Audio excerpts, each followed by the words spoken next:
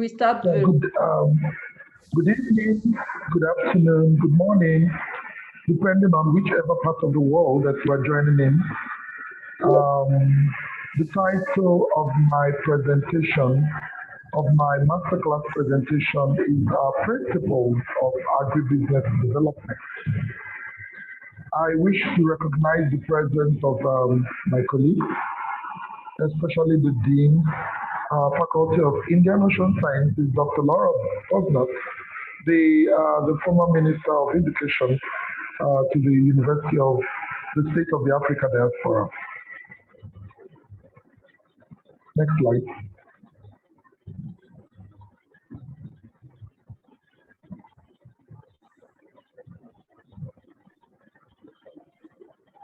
Next slide.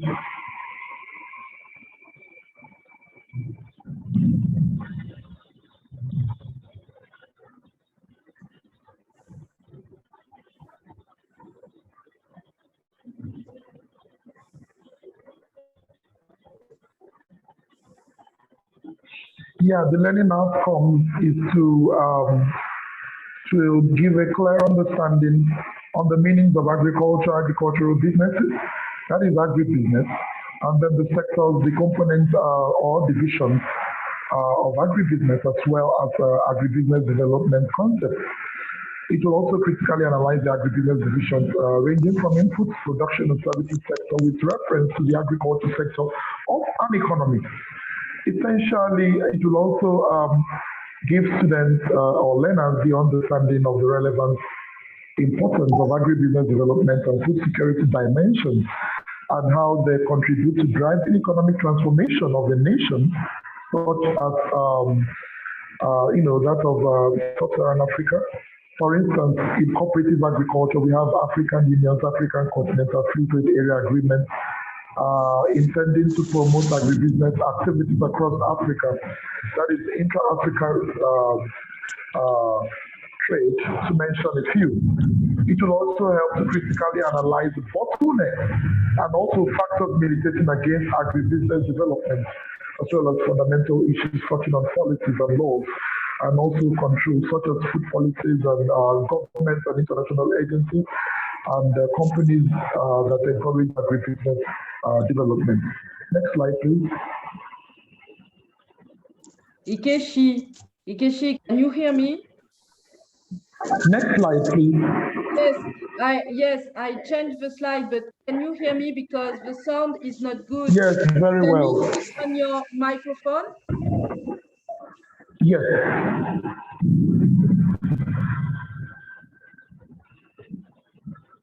Can you hear me now? Yes, it's better, but there's usually a sound when you speak. It seems to there's a sound. It seems it's wetter.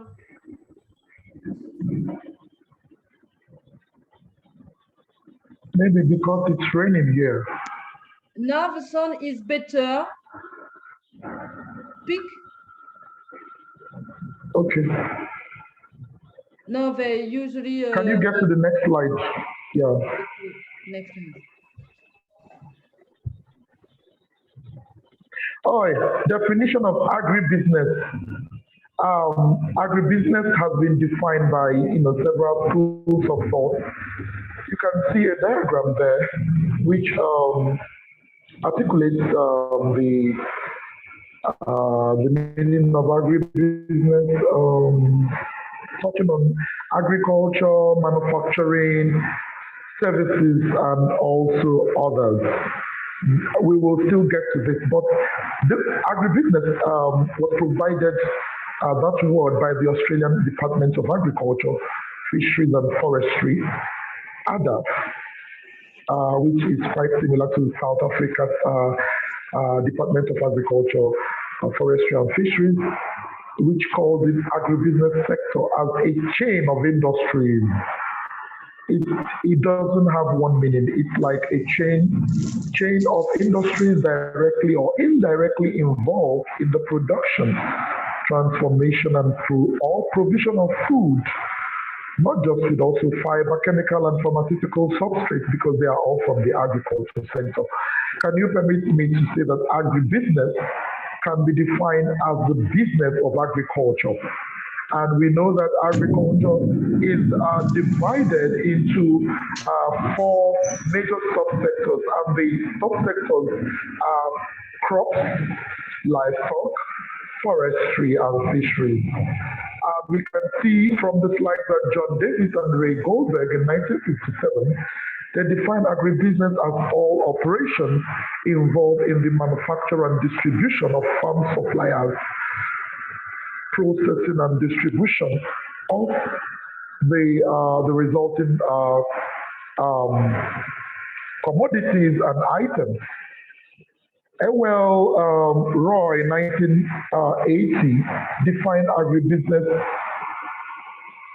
activities as the coordinating science of doing what? Of supplying agricultural production inputs and subsequently producing, processing, and distributing food and fiber.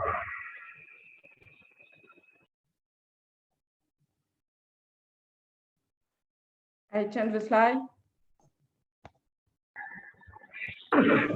Yeah, get to the next slide, please. Please, the next slide. Yeah, we can see a picture of Musa, this species of, yeah, we are done with that already. Now we can see a diagram before us, and this diagram is actually, I call it Farmer's Corner on Twitter. It's actually a connection of diverse activities in the agribusiness sector.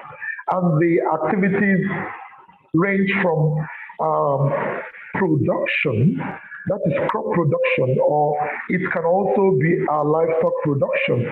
We can also see breeding there. We can see agrochemicals. And we can see, by the right side, you can see farm machinery and processing, of course, processing activities, very major aspect of the agribusiness sector.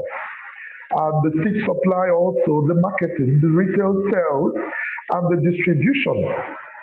There are about 9 of them. Yeah, the next slide, please.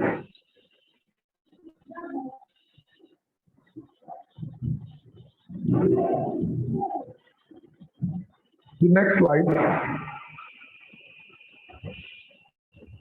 Yeah, you can see from the next slide, I'm trying to build up the principle. What is all about principle? Because the topic of our presentation is principle of agribusiness development. Principle can be defined as rule or belief. Of course, from the Latin word, it means the beginning of the end of all things, and your fundamental laws. Principle of teaching, which refers to the psychological laws of learning, educational concepts, and the rules of practice upon which all educational procedures are formed.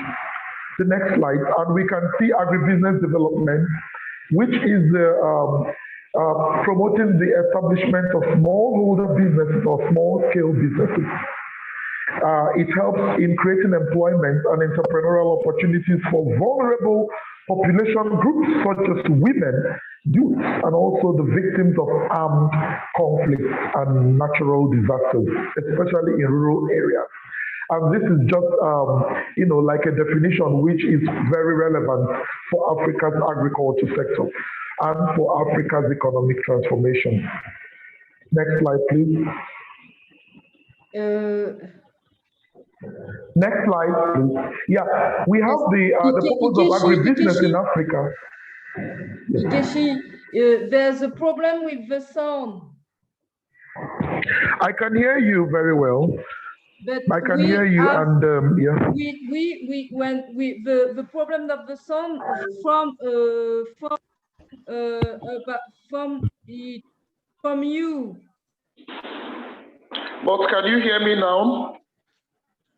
Is it better now? Can you hear me better off? No, okay. There are some waves. There are some waves in the sound. Okay, but can you hear me now? A few better. Okay, much better. Okay, yeah. Now, purpose of agribusiness in Africa. Now, can I say that?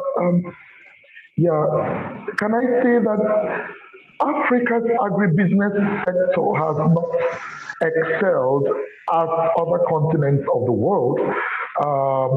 In other, the other continents like in the Europe, in Northern America, even in the Southern America, and also even in the Asian continent.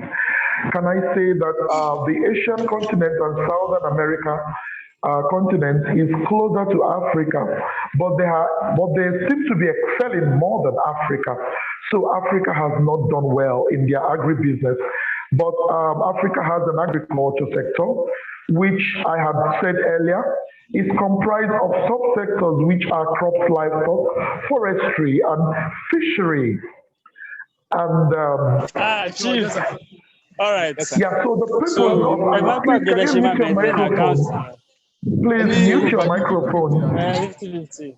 Yeah, the purpose of agribusiness in 50-50. Africa, 100 agribusiness only majorly one. prepares. Yeah, agribusiness majorly prepares one to apply business and economic principles to the production and marketing of food and other agro products and to the management of natural resources. It involves all the steps required to send an agro commodity, an agro good, an agro item to market, of course, from production, processing, and distribution. And the industry is very important. It's a very important component. It's very important in with arable land, since agricultural products can be exported from Africa to other parts of the world. And of course, it will help to generate foreign exchange earnings. The next slide, please.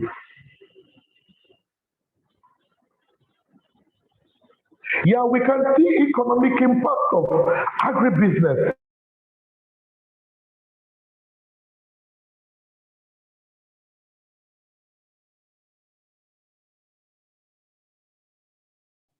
Ikechi, are you there?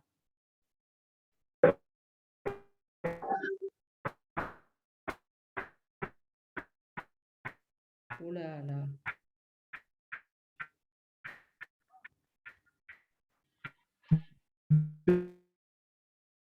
With a total impact of 22,009.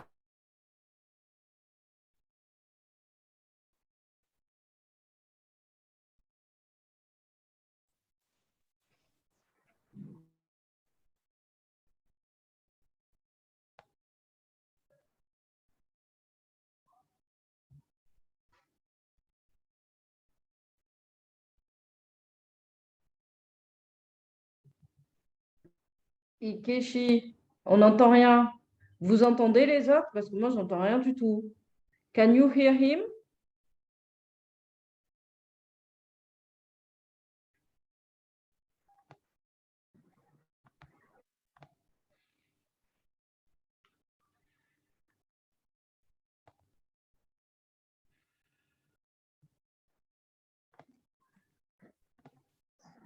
Please, can you get to the next slide?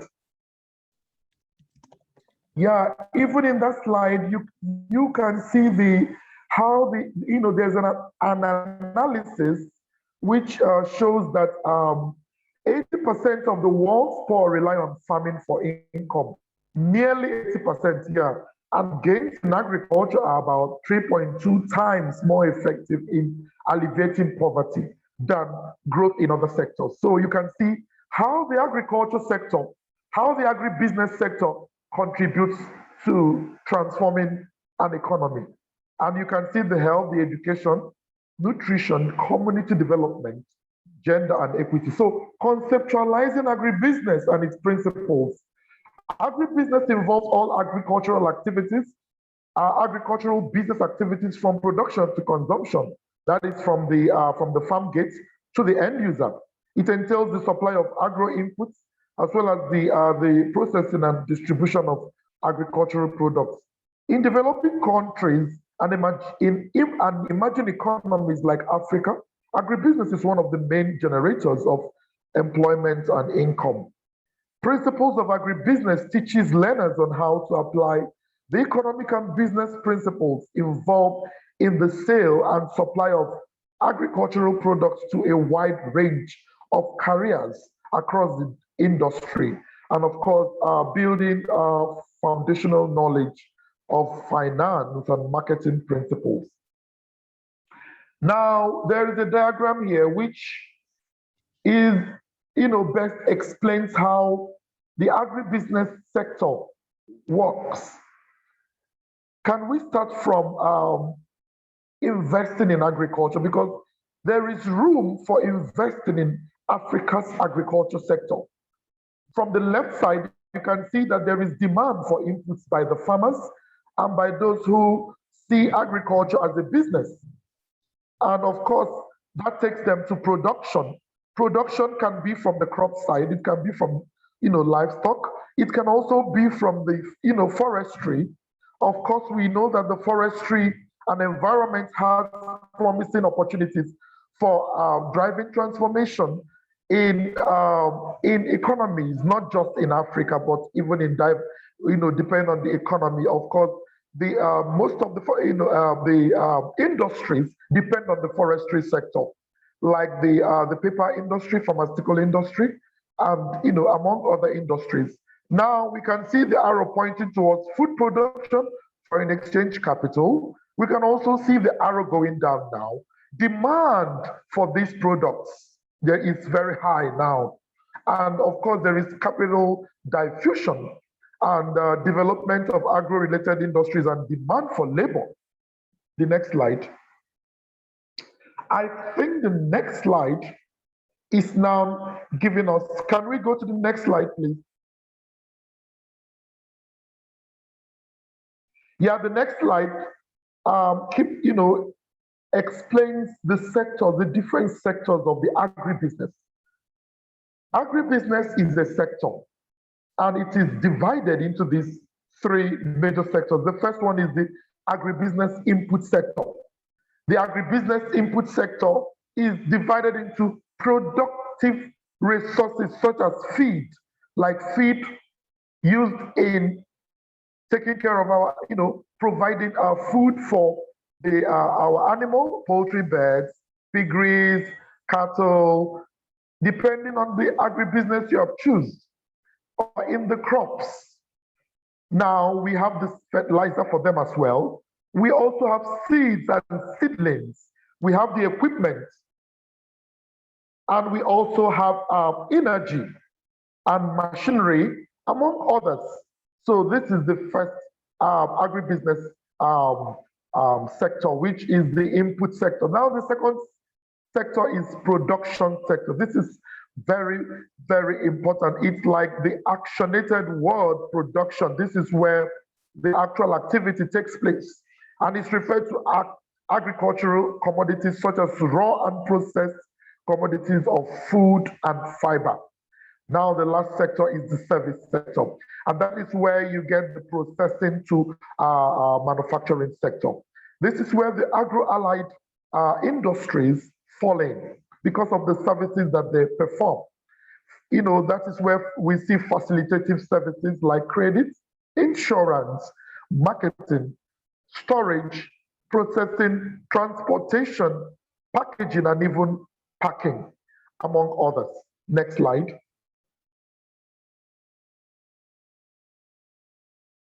Yeah, this is just a diagram which explains the diverse aspects of the agriculture sector and the agribusiness sector. Can I say that the agriculture sector is a primary sector, is a traditional sector, it is a real sector of which every other sector of an economy depends upon. So, that is the relevance and the topical relevance of this course and module. This module will be made available at the right time. Can we get to the next slide, please? we can see that the agribusiness sector, its importance cannot be overemphasized. Its functions are diverse.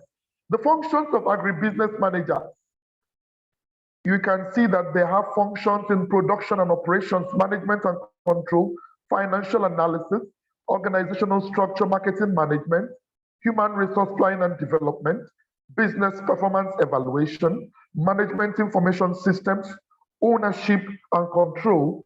Next slide. Next slide will take us to, I think, the benefits.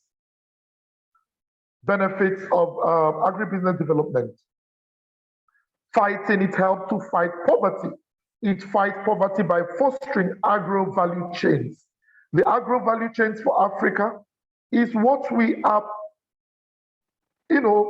pushing. We are championing at, at the various networking volunteer organizations where I am also part of, because like I had earlier on pointed out, that Africa's agribusiness sector has not done well. How can we produce cocoa and we are not able to market it? We are not able to process it here. We are not able to, we don't have enough factories for agribusiness, for agricultural commodities. And this is the time. And that is why we need to sensitize. It's in line with Millennium Development Goals. It is in line with Sustainable Development Goals to ensure that extreme hunger is actually halved. Poverty is alleviated. Now, the second benefit of agribusiness development is to promote investment in agribusiness and value chain development in developing countries like Africa, like Southern American countries, like some Asian countries as well. Now, also to generate more foreign exchange earnings for the nations of these developing countries, and also for provision of raw materials for industry. I'm not saying that the developed countries are also ruled out in this. Of course, the developed countries are doing well because they have the technology advancements in it as well. Now, enhancing food security from the pillars. Can we get to the next slide now? I had to bring in food security. I had to conceptualize food security because food security is very important aspect of the agribusiness development sector. Is very important to this principle that I'm trying to create today.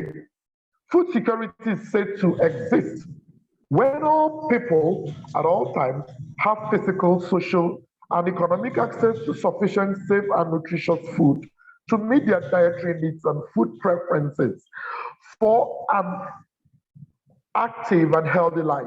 This is from the Committee on World Food Security. It was also captured by the Food and Agriculture Organization in 2009. Interestingly, the concept of food security can interchangeably and conceptually mean the dynamics of the agriculture sector. Now, food security is built up by four major pillars. Now, the first pillar is food availability. The second is food accessibility. If food is available, can it be accessed? How many people are accessing it? So that takes us to the second pillar. And after accessibility, that takes us to the third pillar, which is utilization, food utilization. How are crops, livestock, forestry products, and fishery products, how are they utilized? How are crop produce, how the food crops that we have can either be permanent crops, perennial crops, or plantation crops. These are all one, they are all one. And we also have arable crops. These are, crops that, have been defined over time. And we also have horticultural crops. For example, food security and agribusiness development, fostering chain reactions. Yeah, can we get to the next slide, please?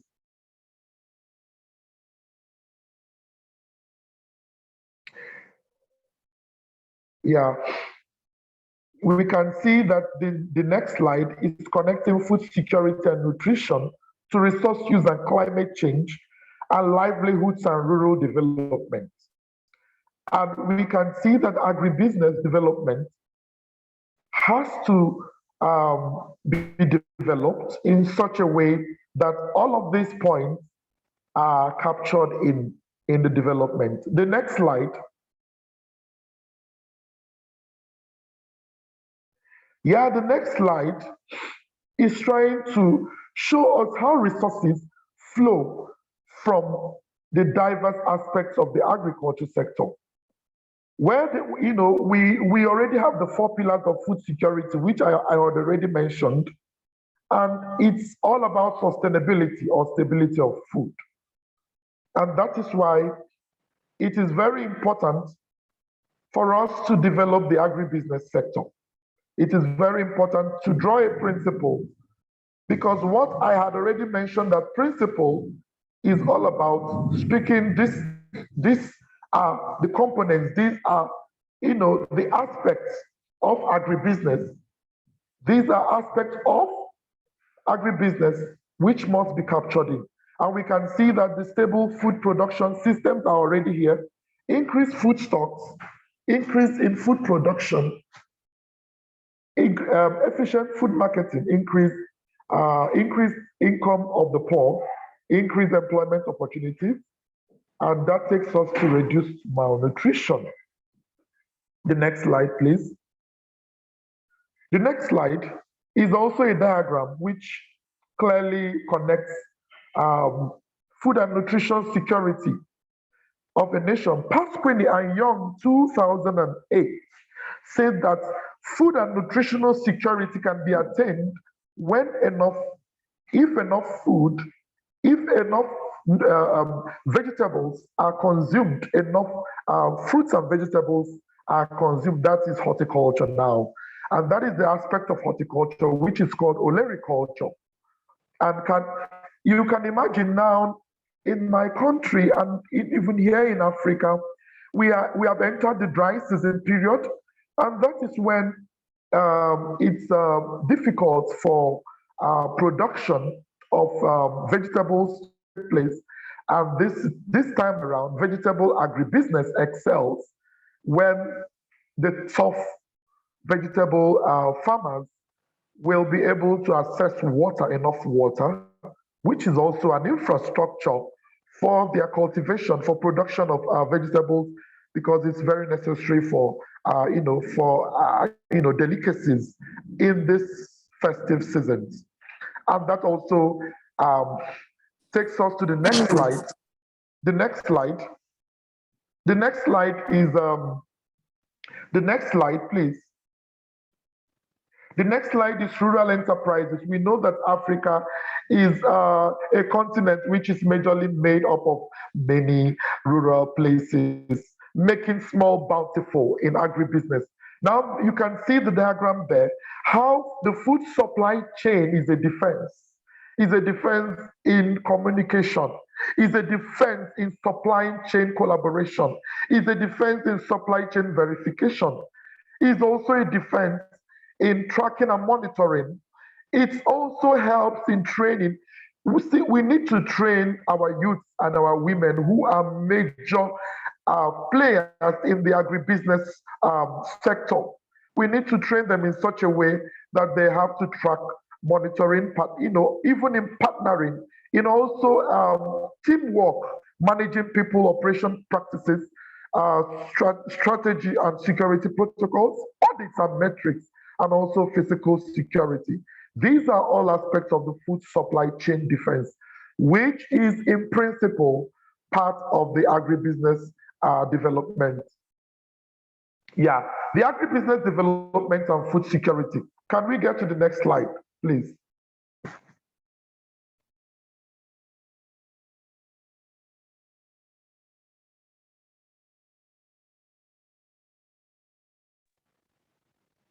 Yeah, the agribusiness development and food security. The International Finance Corporation invests in agribusiness companies a lot to enhance food security by increasing production, reduction of losses, and raising of incomes. And also, it helps to maintain profitable agricultural activities in rural areas, combining the indivisible objectives of food security and sovereignty in each country. Agribusiness and agricultural development has tremendous potential to enhance food security while creating opportunities and raising income for the world's poor. That is 3/4 of whom live in rural areas.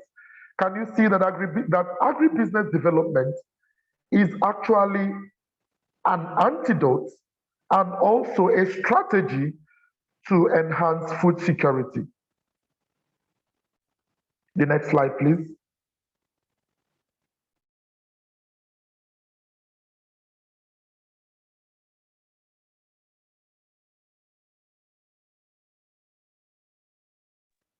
Yeah, the next slide is telling us how the state of the world in fighting hunger, which is also in line with agribusiness and, of course, food security. I had already mentioned that. The next slide, please. We can see even that agri-food system can be improved around the world by bringing in innovative thinking, multidisciplinary expertise, and which is a nuanced understanding of the private sector, as well as world-class analytics. Next slide. Yeah, this is also in line with the previous diagram, which is on food security. But this is like a food system in the era of COVID-19. We saw what happened last year. Many economies of Africa were struggling. There a lot of deaths were recorded. There was high mortality rates because the food system was broken because of the agribusiness development in Africa, like I had mentioned before, has not been developed in the right way. The next slide. The next slide is also a food security diagram. Please, can you move to the next slide as well? I had mentioned about how food security connects to food security, how food security connects to security and the sovereignty and safety of food, and that even reduces food fraud, and the issue of food encourages food hygiene. Please, can we get to the next slide?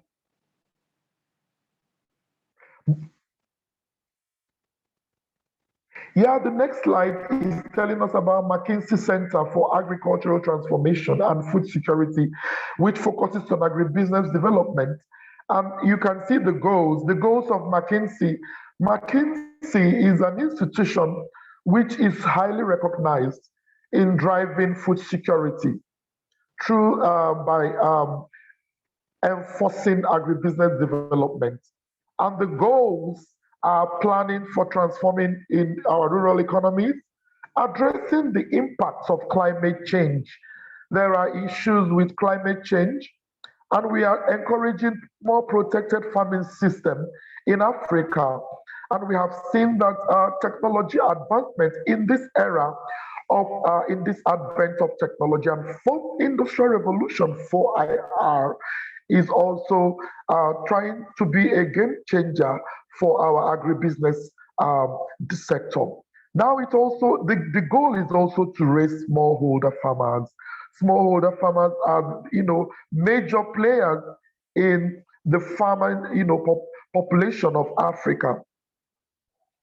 So we can see that the goal is to lift up farmers, smallholder farmers, out of poverty into abundance. It also helps to plan. If we don't plan, we are just saying we have planned to fail. Planning for an epidemic of obesity, improving the services of food banks and pantries, fighting childhood stunting. We have seen malnutrition playing out in the economies of Africa, in the countries of Africa. It also helps to tackle deforestation.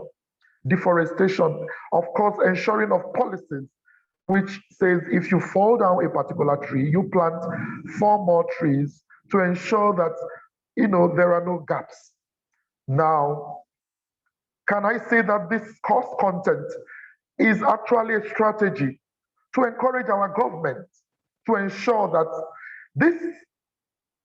all of this content is carried out? It will drive transformation in the whole of in the 54 countries of sub-Saharan Africa, and then bringing out and then also telling the 5 other countries of Northern Africa, this is now a game changer. You can now borrow a leaf from the University of the State of the African Diaspora, from the Faculty of Indian Ocean Sciences. Can we get to the next slide, please?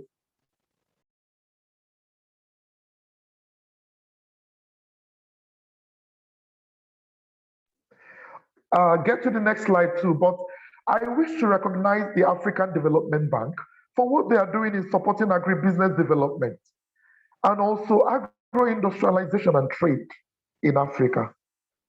Can you get to the next slide, please? And I know that this partnership is not just one-sided. It's actually a teamwork which connects to the African Union as well. Please, the next slide. Can I talk about the youth of Africa and agribusiness? Agribusiness, limited participation of the youth in African agricultural value chain, that is in the research, in production and agribusiness, contributes to its low productivity. So, and the youth, when we bring in the youth, they will begin to play great roles. And of course, these are the detriments, these are the demerits of limited participation of the youth. It will bring about low uptake of agri-technology. It will, bring about limited capacity for innovation. The youths are very innovative. I even use myself as, very, as an example. Where I work, I am always called up to, to be part of this committee and to be part of that committee in trying to develop content, content that's in line with capacity, build up of entrepreneurial capacity of African youths. And we can see even in the ICT application, we can see even in precision farming, precision agriculture, which tells us that there is room for technology in agriculture. Virtually every aspect of agriculture has been enhanced by technology. So the future of African agriculture depends on its youths, and the future of Africa depends on agriculture. This is one of the principles of agribusiness development. Why? Because the African youths are looking for job, busy looking for job when job is looking for them in the agribusiness space. The next slide, please. You can see some pictograms or photorama. You can see them where they are displayed African youths, avocado pears. We can see Ipome batatas. We can see Magnifera indica. That is mango. These are permanent crops and also cash crops and also plantation crops and also perennial crops. We can also see them in the next diagram. Please, can you get to the next diagram? Sorry, the next slide. The next slide again. Okay. Yeah, these are some of the most demanding. Some of the most demanding agribusinesses. Because of time, some of them are already articulated. So can you keep moving down? Can you keep moving down? Get to the areas of agribusiness development. We can see, you will see a slide. Okay, I will tell you to stop. Keep moving. Please keep moving down. There are, these are diverse areas of agribusiness development. We need to develop, develop strategies. We need to structure, build up a structure for developing every aspect of agribusiness. Agribusiness is so big because it connects production from to marketing, and it also touches on processing and value addition. So not just from the channel of production to the value chain. Please, can you keep moving down, please?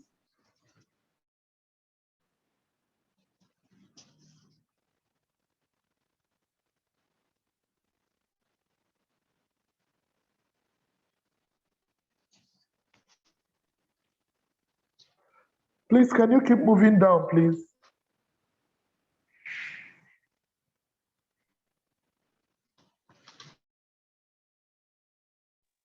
Yeah, you can see in the leather industry.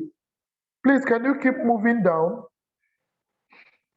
Keep moving down till I tell you to stop, please. Just keep moving down.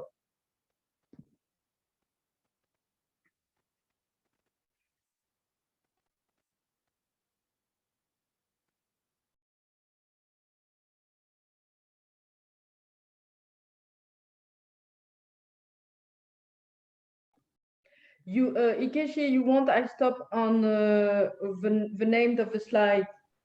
Give me the name of the slide. Okay. No, just keep going down. Keep going down. I will tell you to stop. Leather industries. Yeah.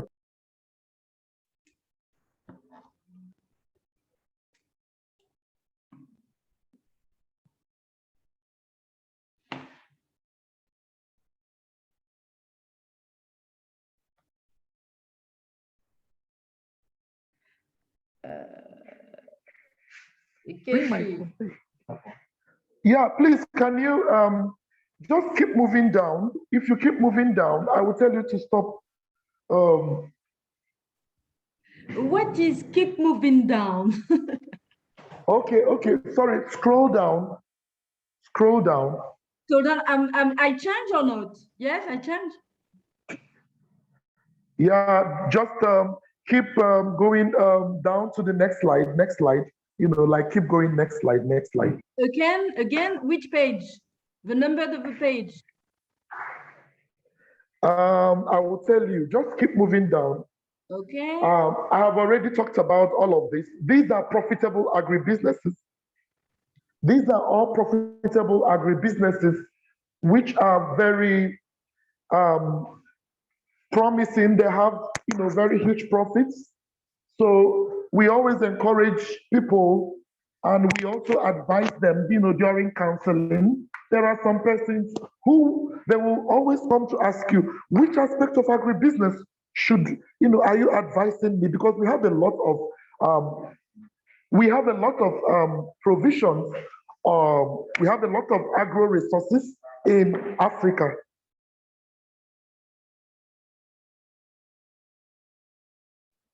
So, sorry, Dean, can you keep moving down? Just keep moving down.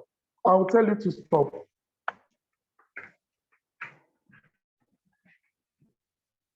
Yeah, beautiful. Thank you. Now you can see. Yeah. It's okay now. You can see the leather industries. This, is just showcasing the potentials of our agribusiness sector, and and that there is room for development. I remember I went for a particular meeting.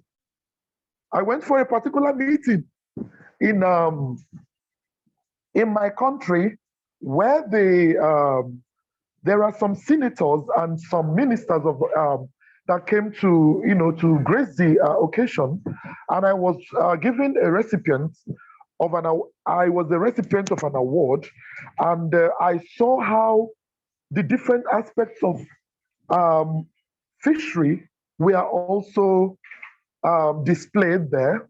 There were many small-scale businesses in line with agribusiness were there, and most of the people that attended were very shocked that we have such resources in our country, yet the government has not been doing well in encouraging them, and even the Africans in diaspora, and even the NGOs. So that is why I thought about all of this while I was building up the content of this. Please, can we get to the next slide?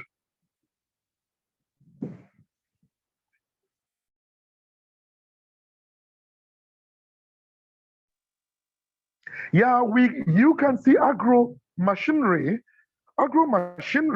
which is tooling up for food security, is very important. The era of tractorization has come. The era of tractorization, when we encourage more tractors, where we also have to be part of encouraging providers of these equipment and machines to subsidize these equipments for cooperatives. We will still get to that because I had to, I articulated a content for agricultural cooperatives that is encouraging individual farmers to partner with themselves in every, in the aspect of the cooperative, either in the producers cooperative or in the marketing cooperative or even in the consumer cooperative. Any of these aspects, when they are producing, when they are making provision for intervention like pasteurization, it will be able to emancipate and help these farmers to a large extent, and of course that will build our agribusiness that will develop our agribusiness sector. Next slide, please.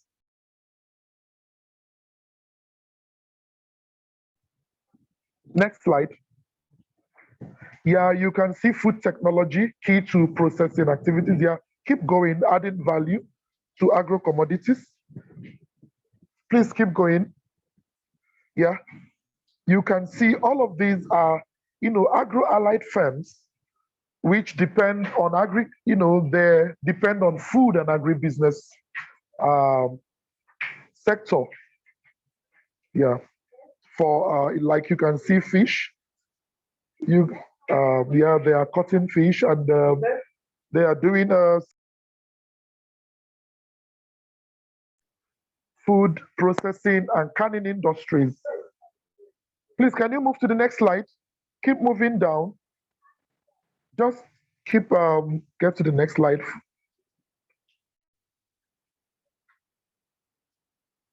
Yeah, thank you very much for this slide. It's good or not? I change? Yeah, this is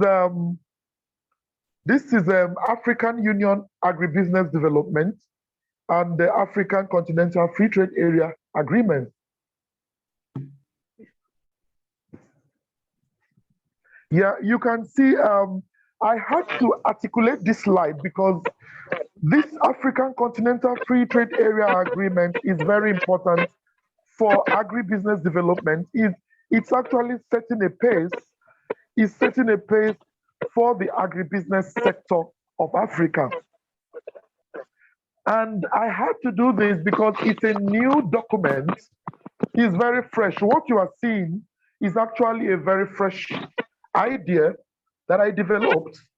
And I had to talk about a brief overview of the how the African Continental Free Trade Area Agreements commenced. Due to the COVID break in last year, they started in January this year. And of course, the operational guidelines started, it favored the issues touching on food and agribusiness development. For instance, deficient infrastructure, which touches on trade in issues, agenda such as transport regulation, regulatory cooperation. Also, PIDA, what we call PIDA is Program on Infrastructural Development in Africa. These were issues that touches on the agribusiness development, which is part of the principle I am laying down. Also, the non-trade barrier issues, which because there are lots of crops which are produced in ECOWAS region, for example. We know ECOWAS is in West Africa. That some of those crops may not thrive in the SADC region because of the AU African Continental Free Trade Area agreements. We can actually encourage intra-Africa trade, and of course, in the ratification process, we encourage them to lower their trade barriers, their tariffs, to lower their tariffs so that their neighboring countries can sell out this goods. So I need to make this available for my students so that the learners will be aware of this. That the 55 countries of the SSA, they were supposed to sign the agreement, which most of them have signed, majority of them have signed, and the core aim is what?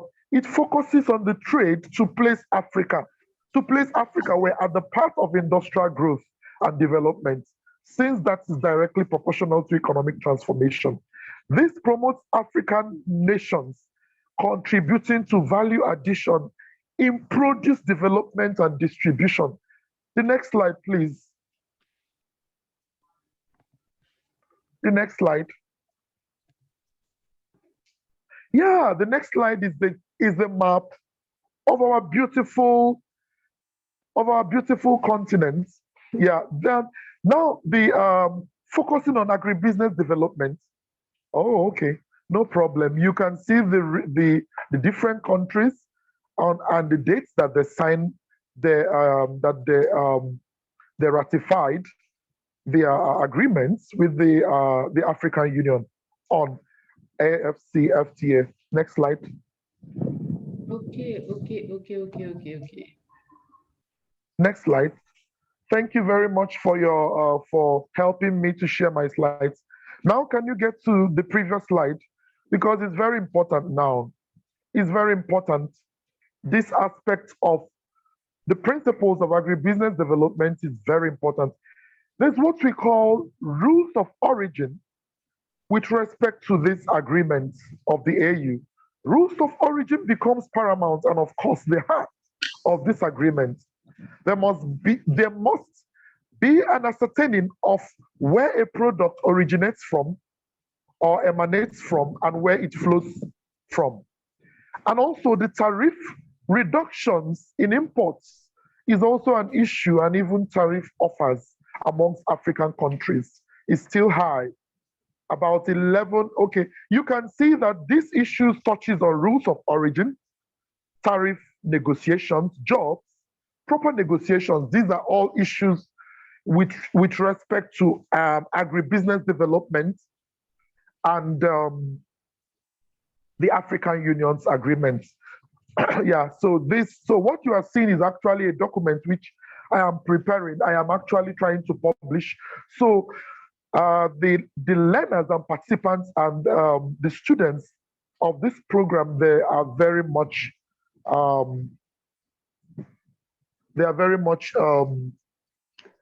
advantaged to pass through this particular masterclass. Can we get to the next slide, which is a continuation of this? Yeah, you can see questions of confidentiality. This also cuts across every aspect of Africa's agribusiness initiatives, and also with leadership in the diaspora, which has to do with leaking of information, trust issues. A lot of farmers, a lot of agribusiness practitioners, they all have trust issues, and that is question of confidentiality. And then language issues.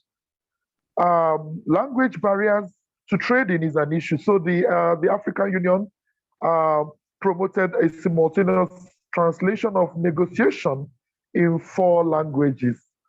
Swahili is there, and of course English is there as well, and French, and then yeah, and then some of those. Okay, yeah, we have Portuguese. Yeah, exactly, the Portuguese. Yeah. Now the legal issues also. There were legal issues that came up at that time, and there was a mandate by the World Trade Organization that there should not be any trade negotiation virtually. Yeah. Can we get to the next slide? So you can see that agribusiness development is paramount to Africa's economic transformation.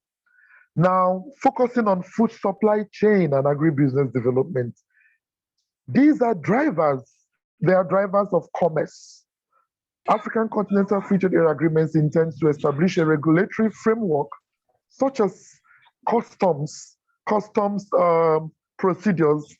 As a matter of fact, trade among nations entails a manual offer of certification of rules of origin of products for more efficient and effective trade. Also, a payment platform, which the Lumi currency, I'm sure most of us will be smiling. If the Prime Minister and the Vice Prime Minister is here, uhuru to you all, can I say that the Lumi currency is also part of it? Yeah. It's a platforms. It's the payment platform. Yeah, just like the euro is for the European countries. And for more efficient procedures, a platform for trade, an affordable payment and settlement platform, and less reliance on countries abroad. Can we mute our microphones, please?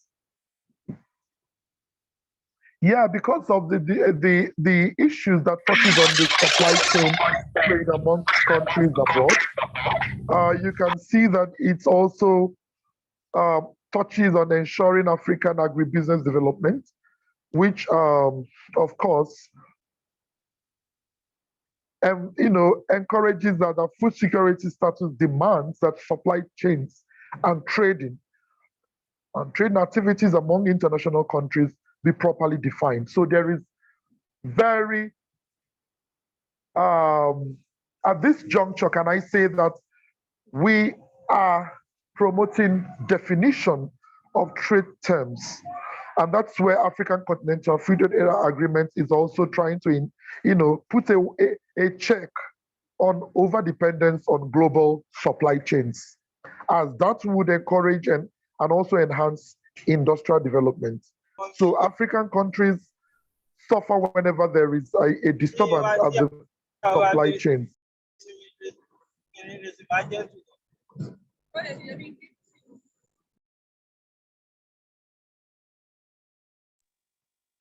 Also, you can see African Continental Free Trade Area Agreement establishes regional value chain for productive capacity in Africa. Also establishes manufacturing centers for excellence across the African continent. For instance, in the automobiles, where African countries can manufacture products in Africa, we saw that also in Morocco. Morocco is an economy that has, is an Northern African economy that has excelled because they were able to build automobile industry. Multinational companies built automobile industry in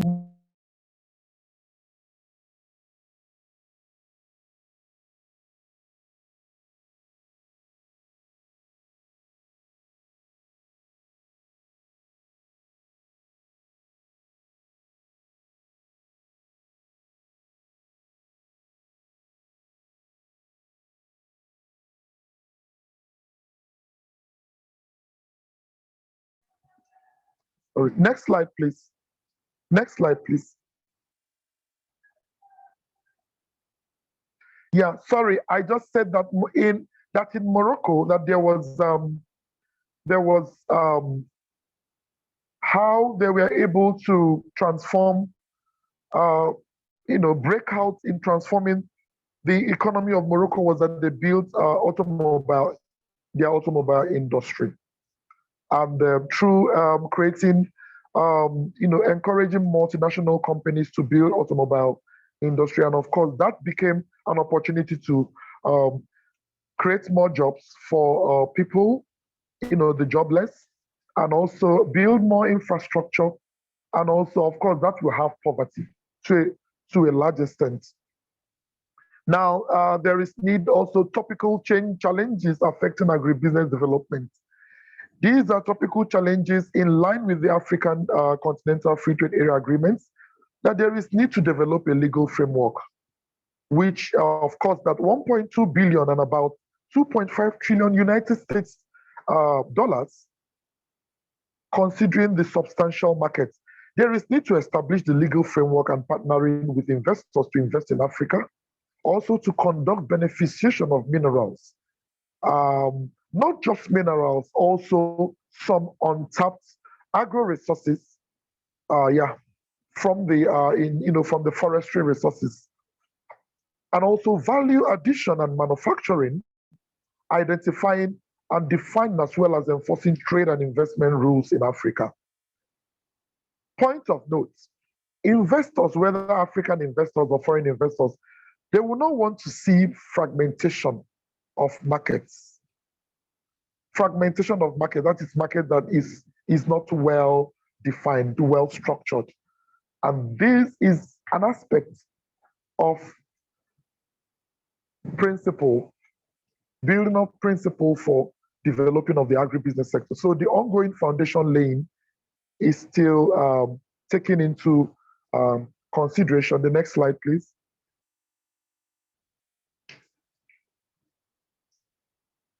Problems hindering agribusiness development in developing countries. We are always encouraged to conduct a SWOT analysis whenever we are carrying out such a research or such project or program. SWOT analysis will help us to know the strengths, the weaknesses, the opportunities, and also the strengths, the threats associated with that. So the problem that hinders, it's very glaring. Those are widespread poverty, low levels of productivity. The poverty is not just poverty that has been played out, but also poverty of the mindset, which is a major challenge.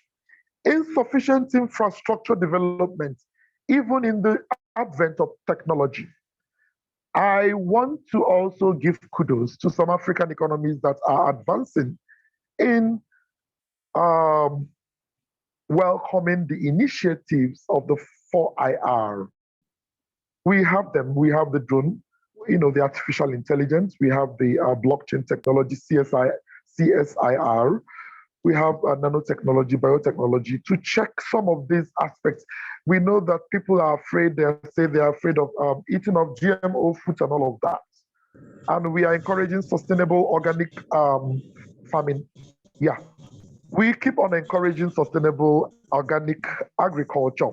Well, that's by the way, but they are all interwoven in the content of building up of agribusiness, of this content. Now, micro, small, and medium scale enterprise inadequately linked to world markets is another issue. Our markets are so poorly integrated. Can't we structure out a way that we can link the rural markets to the urban markets? We have our cities, our towns, and they depend, and there is so much hike in food prices. There is so much hike in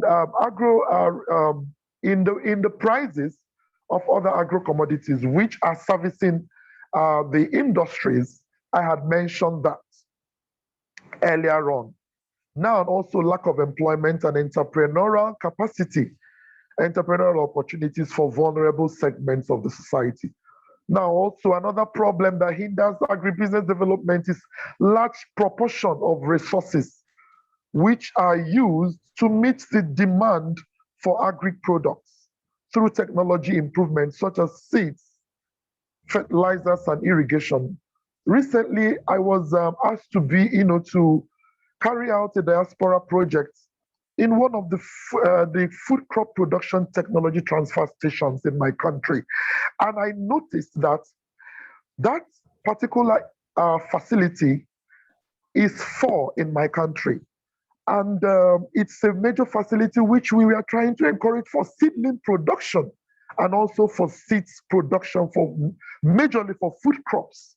and not on any other. And the food crops are broken into majorly into three, and they are permanent crops. I had said that earlier: arable crops and horticulture crops. Permanent crops are those crops which last for about 3 years and upwards. You know them, crops and all of that. And they can even, when you sell oh my God, can you mute your microphone, please? It's disturbing now. Yeah, so when I had to recommend for them in the area of seedlings, because we need to promote our seeds and our seedlings for the next generation, for the next year, for the succeeding years. Why do we need to do that? Because of the contamination from the genetically modified seeds.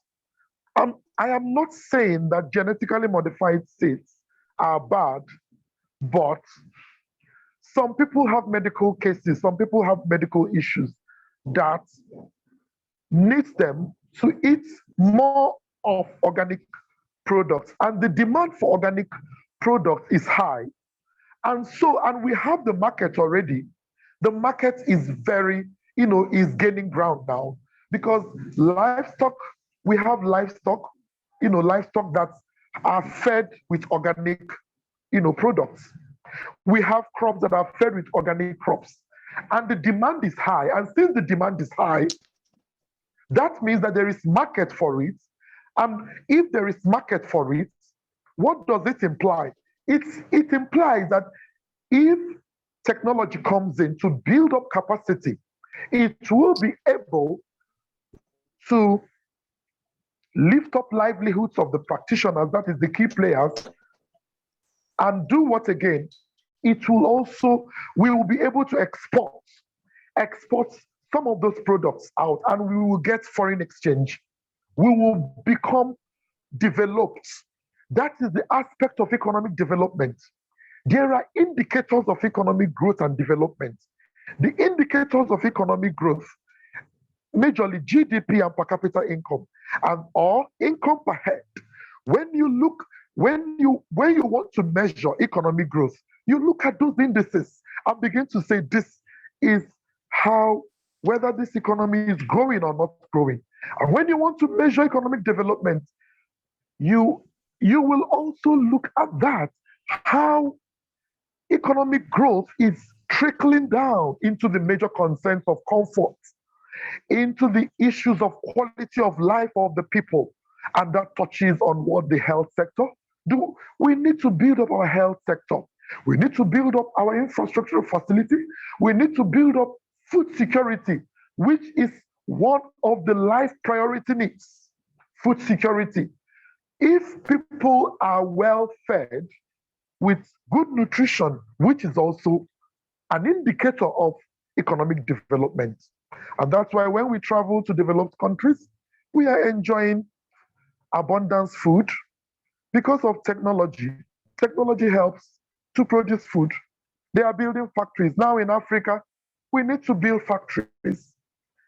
We need to promote this content and recommend them to African governments, to African nations. And I'm very happy now because I have become part of building up, enforcing that in policy that we must build factories in all the parts of Africa.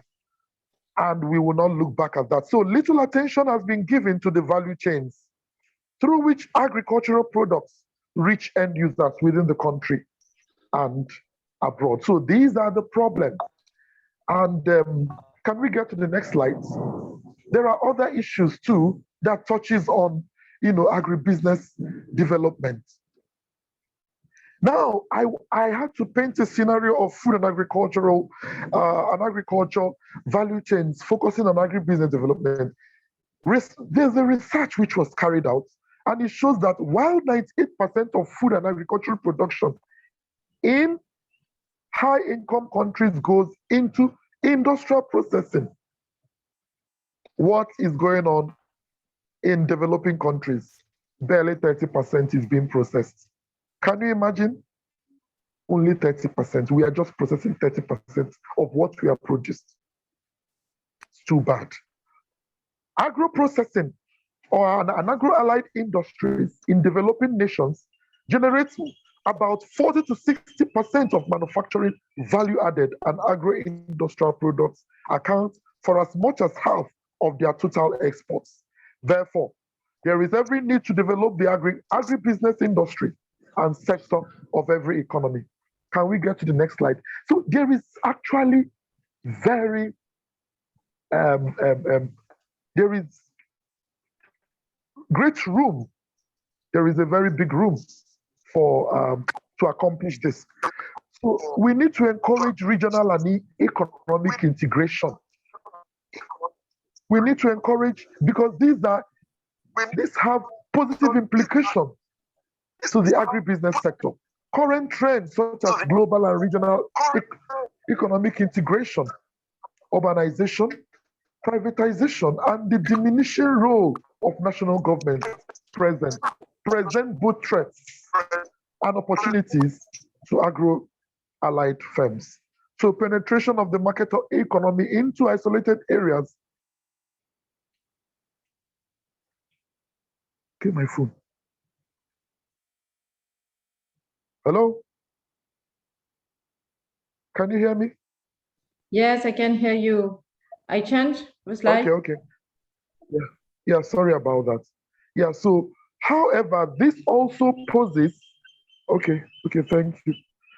However, this also poses great challenges, particularly for development and transitional economies, where the agro-industrial sector is facing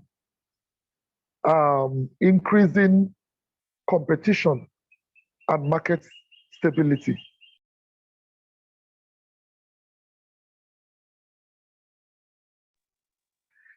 Now, the challenges confronting governments and support institutions that have to make fundamental changes in policies, strategies, workforce skills, and organizational linkages in world markets can promote sustainable employment in the agro-industrial sector.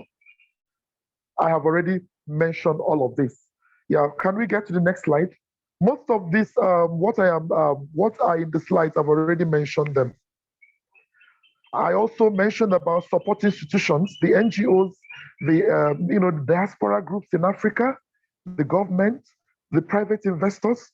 Yeah, so I had to talk about UNIDO that helps to champion agribusiness development.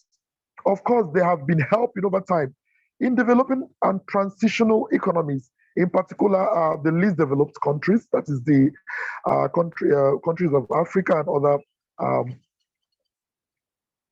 developing continents that cope with these bottlenecks. So United Nations Industrial Development Organization, UNIDO, brings to bear the expertise of its agribusiness development branch. Such, we need to encourage such international organization to deploy the resources and giving them a good platform so that they can actually marshal out, operation in operationalizing their content. So such would help, could help, not just could help, but will help to involve skill development, emergency supplies of equipment, agro equipment, and rehabilitation of food industries. Can we get to the next slide?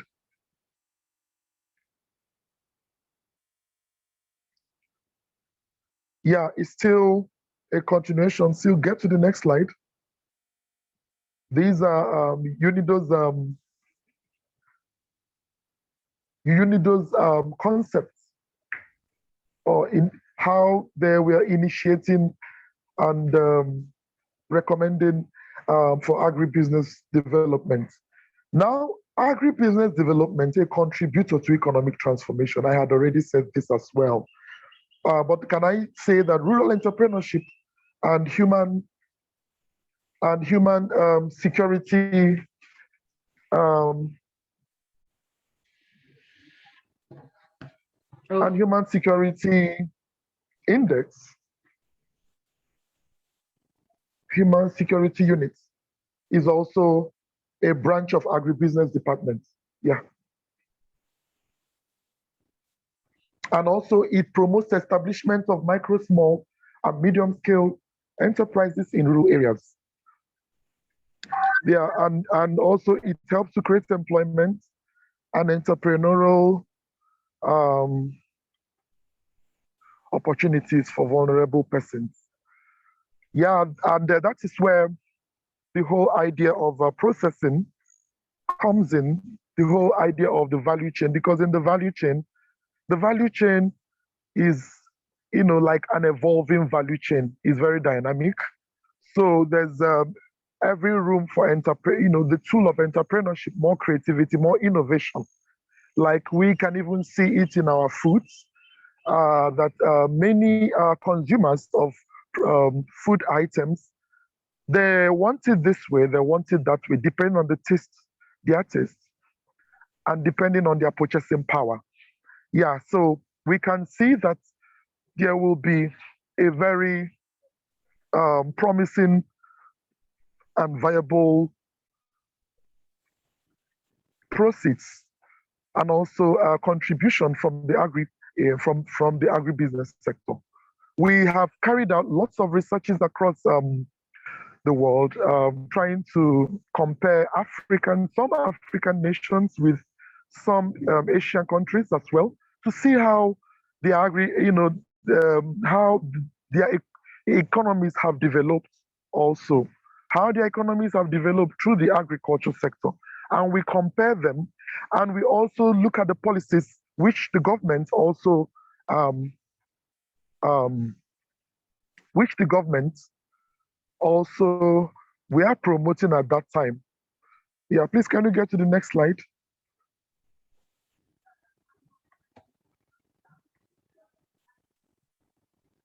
The next slide, please. Okay, we can see capacity building, supporting institutions and productivity in agro-allied firms. I had mentioned this as well. Yeah, you can see that the capacity building at institutional and industry levels is very critical. So at that level, there are levels of operation. Like we need to also understand the way the countries are structured and all of that. We can now, so that we know how to deploy strategies on how to get to the bottom, we call it to the grassroots, or the rural, the rural people. Now, particular attention is paid to strengthening technological support institutions and also professional associations as well, to create and design technology centers and demonstration units for basic and advanced technologies. Is very important for Africa now. Yeah, and permits me to commend some African countries, like I had mentioned, like some. We know that Ethiopia is a country which the economy has been excelling through through exporting of coffee and coffee, and even we know Zambia also produces coffee. Yeah, so there are many countries that have excelled and prospered through one commodity they are good in, even like in the ECOWAS region. Most of the countries there are good in cocoa, especially Cote d'Ivoire, Ghana, even Nigeria. We have cocoa plantation. Even where I come from, we have cocoa. But the problem is that they are not well taken care of. They are not, there's like neglect. I will call it neglect, because how can a crop they have promising opportunity to bring in foreign exchange and help advance the farmers, those that farm it.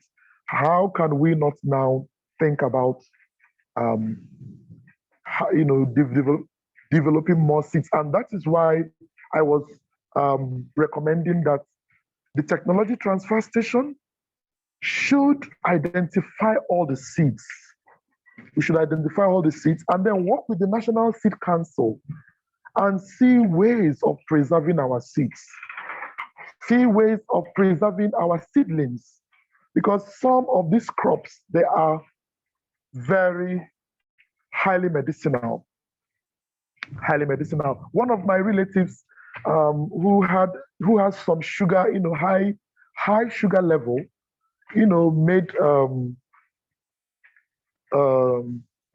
ordered for a drug from the US, diabetic drug. And when he received the diabetic drug, he paid so much dollars to buy it. You know what he saw what was actually written on the drug was bitter leaf. And what is bitter leaf? Bitter leaf is the primary the primary content of that drug. And bitter leaf is a vegetable. It's a vegetable crop called Venonia amygdalina. It grows everywhere here. It grows even here where I am standing now and speaking to you. It grows everywhere and it's very bitter, but it kills diabetes. It brings down diabetes. It reduces high sugar level. So you can imagine that those are a horticultural crop, which is highly demanded in other by the pharmaceutical industry. Yeah.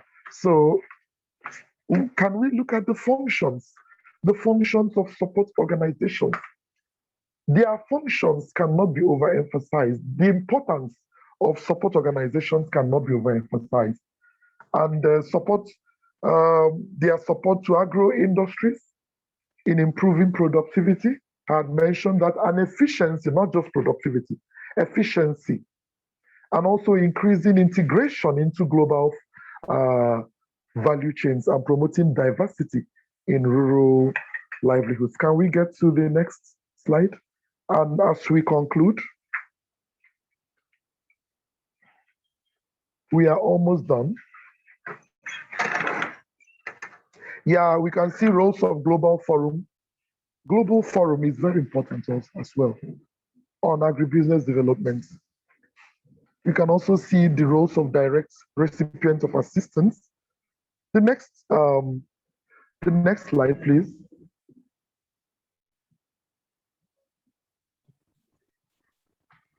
Can you be faster in moving? Okay, yeah, agribusiness supplier of raw materials, just telling us that agribusiness supplies raw materials. Please, the next slide. I've already mentioned all of this. Yeah.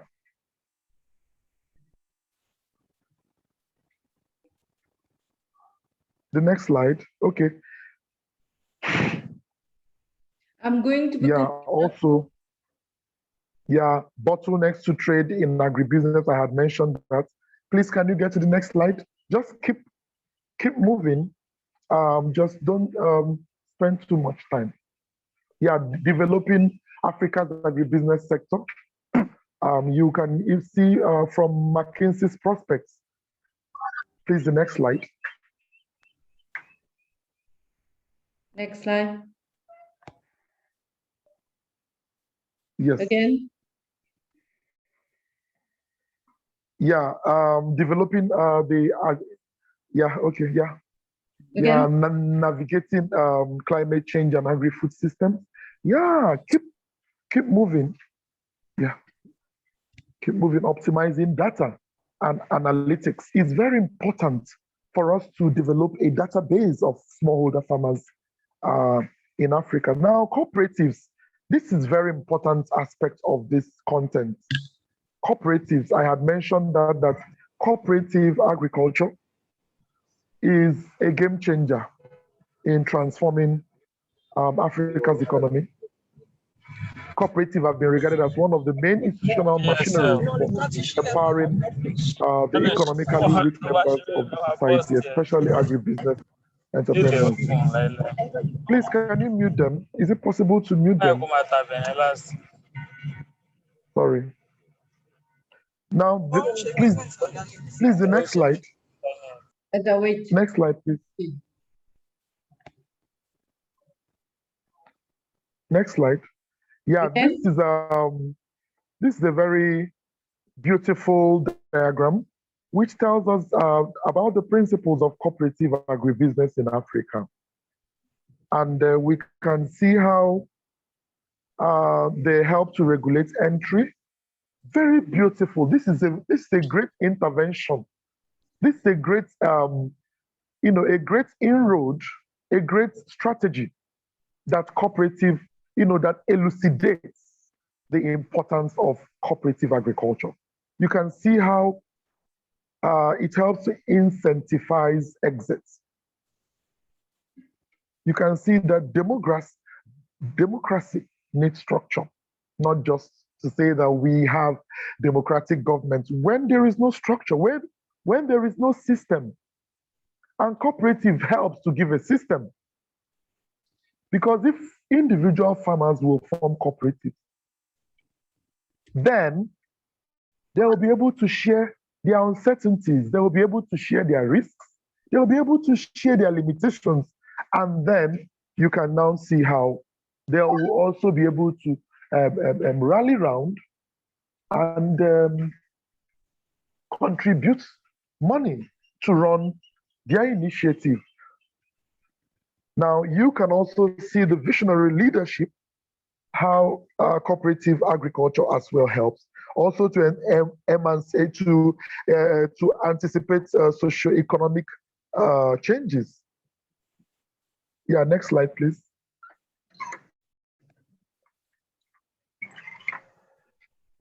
Yeah, still roles of cooperative in driving agribusiness development. You can see that agricultural cooperative provides education and training to members in modern agricultural practices and techniques. It helps in disseminating information to members of the public. As it were, there are lots of the advantages and merits of cooperative. Please, can we get to the next slide? Next slide. Yes, please.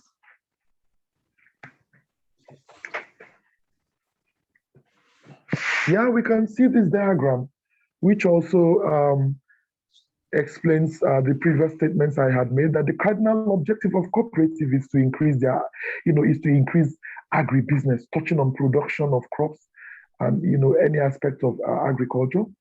And of course, okay, yeah. Can we get to the next slide? Sorry. Yeah, now taking us to policy. Policy is very important. All that we are saying has to be written down. It has to be recommended, and you can see how policy works. We have to agree on policy. We have to implement policy. We have to monitor and review policy from time to time. We have to also update them and develop policies as well. You can see that there are many policies that are obsolete. They are no longer relevant. So we need to come up with policies in line with technology, in line with food safety, in line with food security, food sovereignty, sustainability. Now, you can see a new agricultural policy, strengthening rural infrastructure, very vital. If we can strengthen our rural infrastructure, can I say this, that it will advance the agribusiness sector. It will advance it because the rural infrastructure, the rural areas, they lack infrastructure.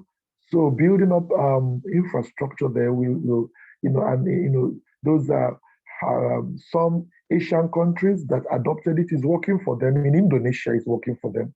In Malaysia, it's working for them.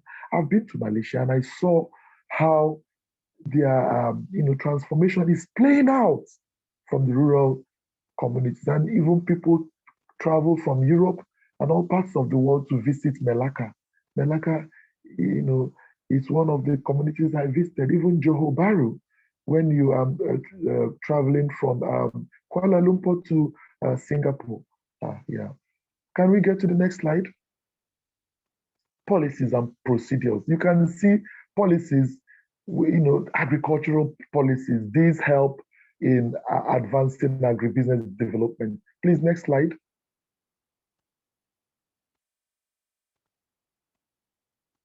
I changed. Next slide, please. Yes. Okay. Rural institution. Yeah, rural institution and agricultural policies. Yeah, the same point I had raised earlier on. Yeah, because they help rural institutions and agricultural policies. They are all gearing towards driving agricultural development. Next slide.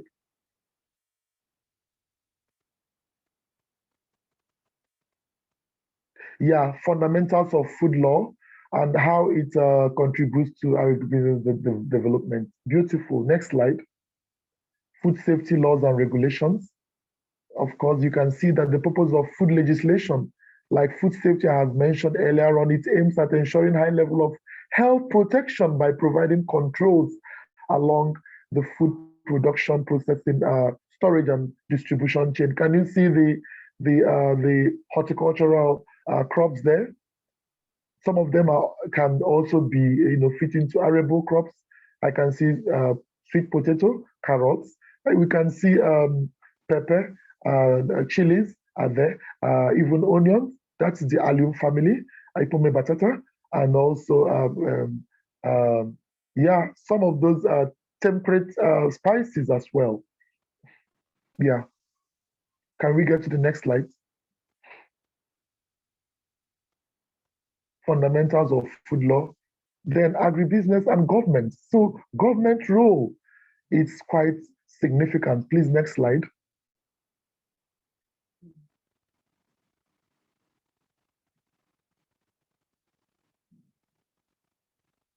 Next slide. Okay, yeah. You can see stakeholders are mentioned. Next slide still. National Food Control System. Next slide. Nigeria's food and agricultural policies. These are some of the policies in an African country like Nigeria.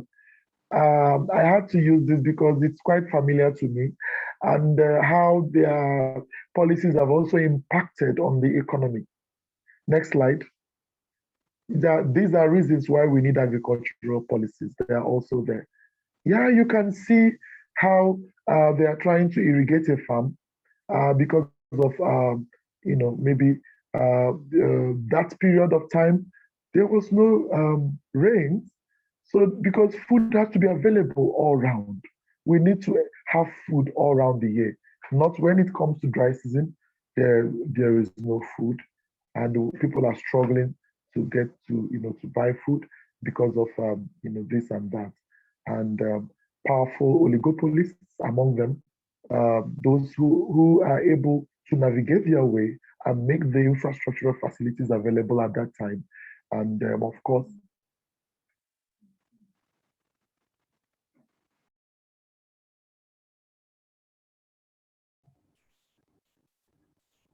Ikechi? Yes, I'm here. Can you get to the next slide? Okay. I'm with you.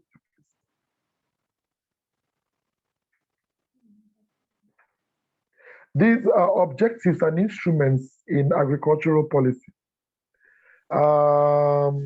Intervention through agricultural policy is a very important phenomenon in the agriculture sector in many countries. So, okay, can we get to the next slide? Like all these interventions, they help to stabilize economic conditions. Yeah, these are some of those policies that we are, that we are made, and then at some point they were enforced, and some other African countries have them. Green Revolution cuts across many African countries. Even in Malaysia, they also had a Green Revolution intervention, and even in Brazil as well. But this is a National Accelerated Food Production Program, which a program in our this time is the Anchor Borrower Scheme. The president of Nigeria has is really promoting that, because it helps to provide an opportunity for the farmers to get some intervention, to get some subsidies, and also bring them to the fore of transformation. Yeah. I can't.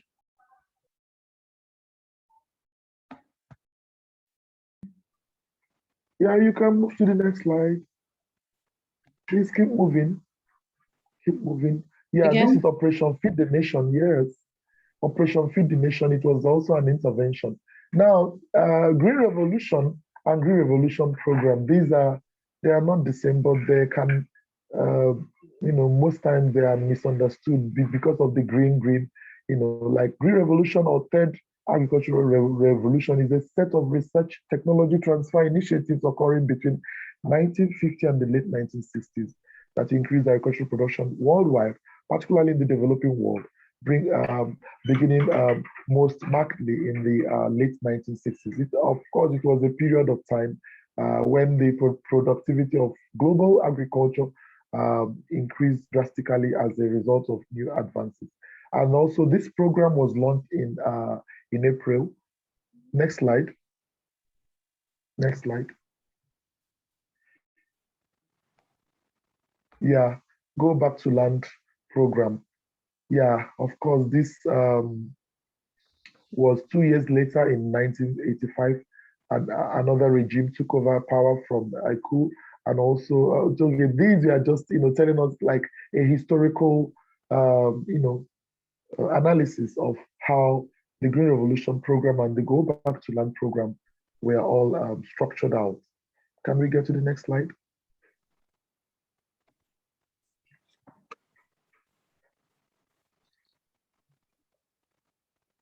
Farm settlement scheme. This scheme was played out in Nigeria, and it was since the 1950s. Each of the three geopolitical zones at that time, because they hadn't. Now we have like 6 geopolitical zones. Then it was just 3 geopolitical zones: the Hausas, the Igbos, and the Yorubas. But later on, so you can, when you are looking at all of these initiatives, you can see that it can also follow the same dimension in other countries. Like I know that in South Africa, they have about 9 provinces in South Africa, and their intervention with how DAF is partnering with the government of South Africa to encourage the smallholder farmers, especially in the Eastern Cape province and Gauteng and other provinces that are poor. Yeah, I know. Even Limpopo, Mpumalanga, and all of that. Yeah. Can we get to the next slide, please?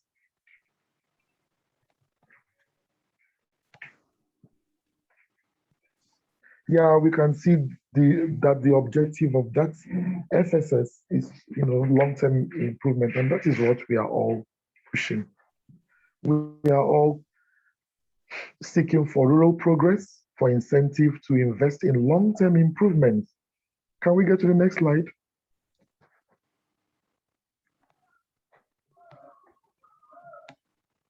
Now, the Agricultural Development Project, it later on became Agricultural Development Program, and it's trying to phase out now.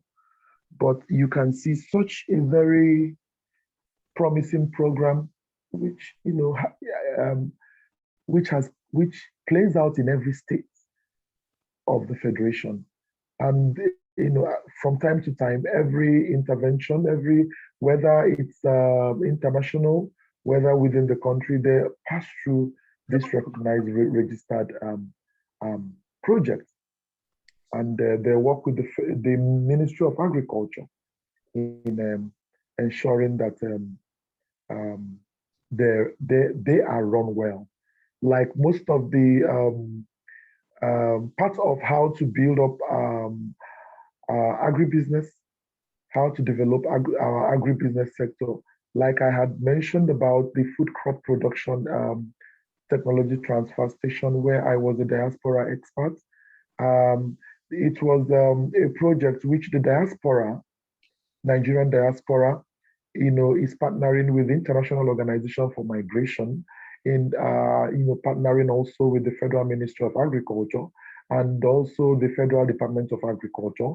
And while I was there, and I noticed that the 4 food crop production technology transfer stations were all dying out. The staff of the facility where I went to keep crying, and like just before I left, I had to develop something on greenhouse, how to manage greenhouse, and also how to establish a greenhouse and how to manage a greenhouse. Greenhouse is a technology initiative which helps to ensure that food is available. All types of food, like food that cannot be grown in Nigeria, can be grown in Nigeria in a greenhouse, and especially most of the horticultural or rather organic crops. Yeah. So can we get to the next slide, please? So as I am discussing this, in your own country within Africa, you already know such initiatives now, so you wouldn't need to think too far. Yeah. So the ADP approach was said to have been originally designed in Malawi. So you can see it's not a Nigerian thing alone. So like I had mentioned about the peculiarity of these policies or programs developed by maybe an African nation, and is spreading out. And what the purpose is to tackle the problem of food insecurity and poverty. Next slide, please.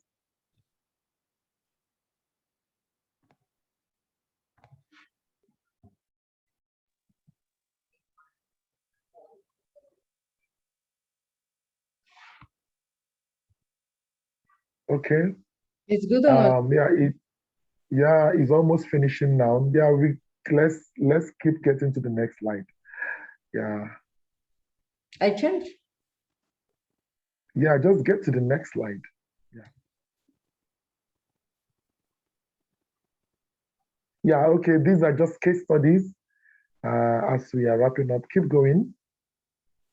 I think we are already done, because policy recommendations, they are normally the last aspect of every document or any proposal. Even in our trying to build up a proposal or conceptualize in a concept note with giving it to the government. For example, can I say this about my country? Recently, I was asked to join a team of people who we are doing a vertical farming initiative, and it's all about hydroponics, aquaponics, aeroponics, and all of that, And so the hydroponic and the aquaponics, they are they work with water, And these are just encouraging how, how to use water mediums to grow vegetables. And it's no longer new in many countries. It's just that we are still crawling down here in some African countries. I was speaking to my contact in Malaysia the other day, and I saw that the way that hydroponic has gone viral is something that, can I tell you that that initiative helps it helps to mitigate pests and diseases. Like, it's like a controlled type of farming whereby a lot can be handled in that initiative. And you permit me to say that you will have food all around. I know that there's so much also that comes in, like setting it up at the initial time is expensive, but after you have set it up, it becomes very expensive. Even right now, as I speak to you, in I am in Nigeria, and one of our former students who has already bagged his PhD. He is an exceptional student when it comes to funding. He is about to set up a vertical farm, and of course, he is quite wealthy, and we have developed a proposal for him to set up that farm. So can you imagine that strategy, which is also known as urban agriculture, in places in, like, we are getting more urbanized and lands are being fragmented every day. Now the only strategy, the only answer to it is vertical farm initiative. Yeah, can we get to the next slide as we conclude?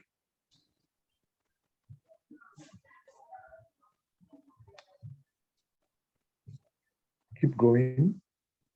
These are just reference and reading materials.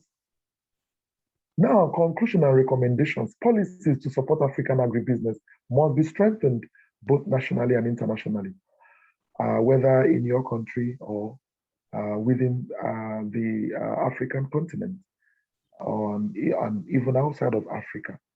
African farmers have free and fair access to world agricultural markets, and that they have the means to respond to new market opportunities. And this will require significant progress in international trade negotiations, as well as favorable terms in bilateral agreements.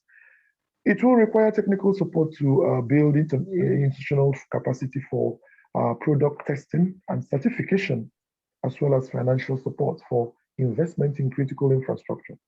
Next slide. Next slide, please. Yeah, as leaders, some of the richest and largest economies in the world discuss national stimulus plans. We must insist not only that these are internationally coordinated, they must also be accompanied by intensified support for vulnerable countries and vulnerable populations. I am a group which certainly would include most African farmers. Yeah. So we are all gearing towards sustainability. It will bring about sustainable food. Yeah, next slide.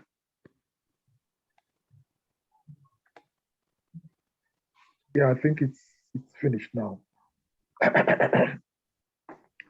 Yeah, and then the next slide, please.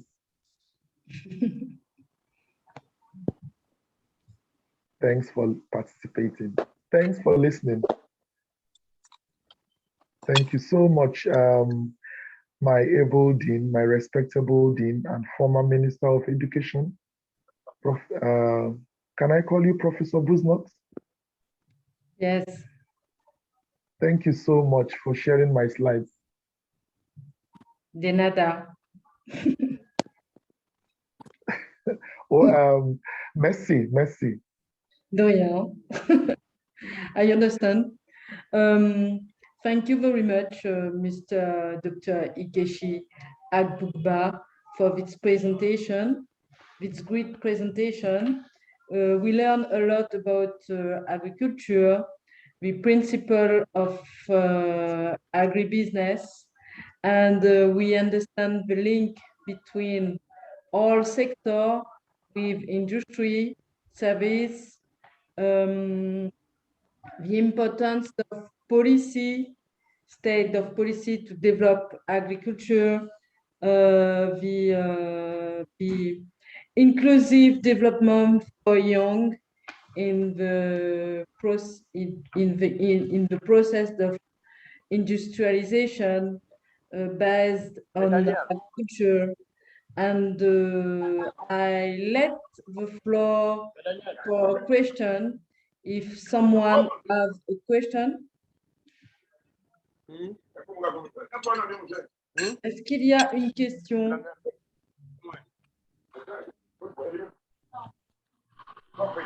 A question for Monsieur, for Dr. Ikechi? Mr. Maritula, you can ask your question.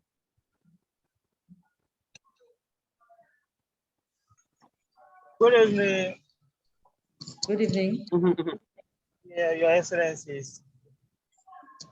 Thank you for the brilliant presentation. My own question, can you hear me?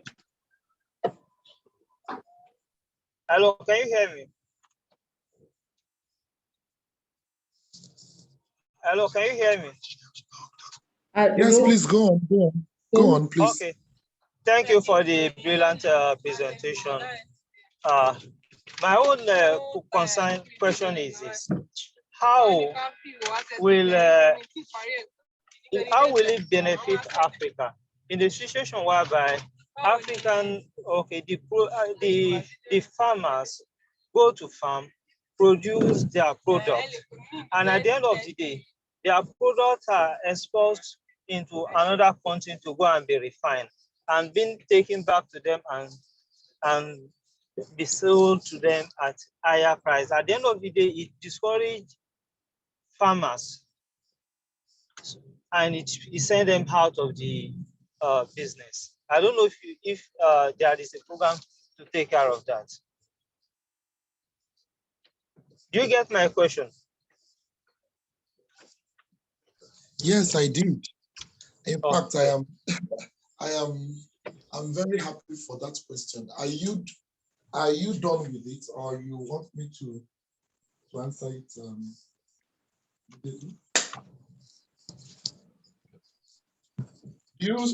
Hello? Hello, I'm with you. Okay, do I answer immediately? No, it depends on if the other question can take other question and then answer it. I'm even driving, so also. Okay, don't worry. Let me answer the question now. I don't think you joined the session when it started. Did you join the session when we started?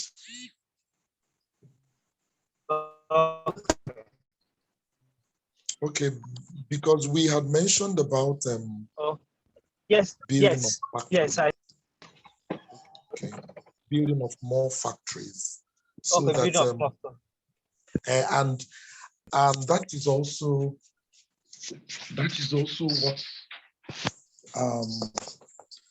what I can tell you.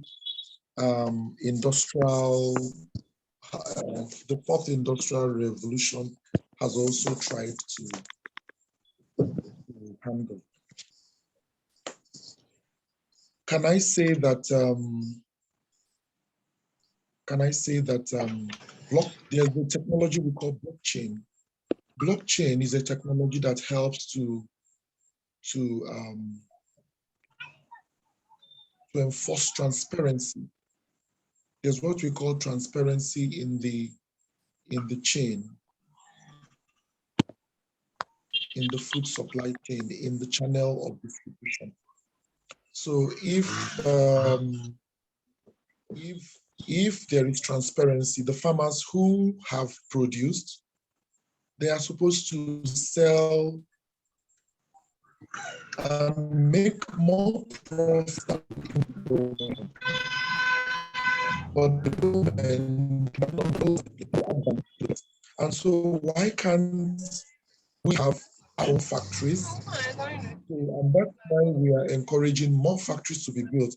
In fact, as I'm speaking to you, a lot of resources has been channeled to building up cocoa factories in Cote d'Ivoire. So that is the aspect of the Chinese. That is the aspect of the Chinese that we need to imbibe. That is the aspect of the Chinese that we need to copy. If we can copy that aspect of the Chinese, yeah, we will actually, be doing ourselves. Great. We will actually be doing ourselves good. Yeah, so I had mentioned 2 or 3 things already. The first one is building up a factory. And the second one is what? I said building up of factories first, and then for our farmers to try and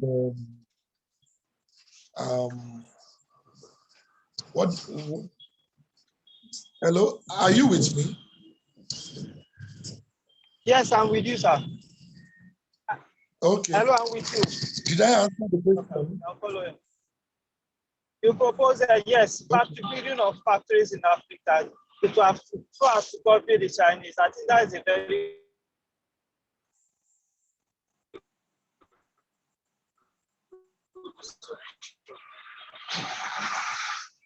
Okay. I'm just leaving the office. That's why. Okay, I was asking you if you had the two points I made: building up of factories, and the second one is what? I want you to mention the second one. No, the second one I didn't get. I only heard of building of factories, and then I follow you on to when you said that the factories have been procedures, progress have been made in Cote d'Ivoire by building factories for cocoa and so. Yes, building up of factories, and I remember I had mentioned blockchain technology. Blockchain. Okay. Blockchain technology is one of the aspects of the revolution, which helps to trace, it helps in traceability, like to trace where a particular food or crop came from, and how it will also, how it passed from the farm gate to through the intermediaries, those that bought it, and then to the final consumer. So it actually traces every player, every middleman, every broker. Let me use that word, broker, from the farmer to the end user. So in between the farmer and the end user. So it helps, and it helps to minimize the margins, and it helps the farmer to make his or her own margins properly. So it's very important technology in intervening in the concerns of farmers, because that has always been the cry of most farmers. Those, whether crop farmers, whether livestock farmers, they have never, taken, enjoy their profits, as it were. It's only the middlemen who come to hike prices, and because if the middlemen actually added value, like for example, processing, at the point of processing is where a lot of profits are made. For example, we are talking about cocoa factories. Why I had proposed, I have been saying it, that if we can not It's not just for cocoa. What of cassava? What of tomatoes? There are many crops. There are many crops. There are many items that can be processed. You know, we have a lot of derivatives. It's just for us to evolve those, you know, ways, to evolve those processing methods. And that's why we have a food science and technology. We have trying to, in fact, right now we are trying to create a department on processing and valuation. That is adding value to food, valuation of food. And then by the time you commit every resources, you buy the items, because actually there has to be a need assessment. If there's a need assessment of what the consumers want, of course, that also brings us to the principle of marketing, because what they want is what you have to produce for your market. When you are producing for the market, you will definitely make your products. Okay, thank you. Next question. Thank you, sir. You're welcome.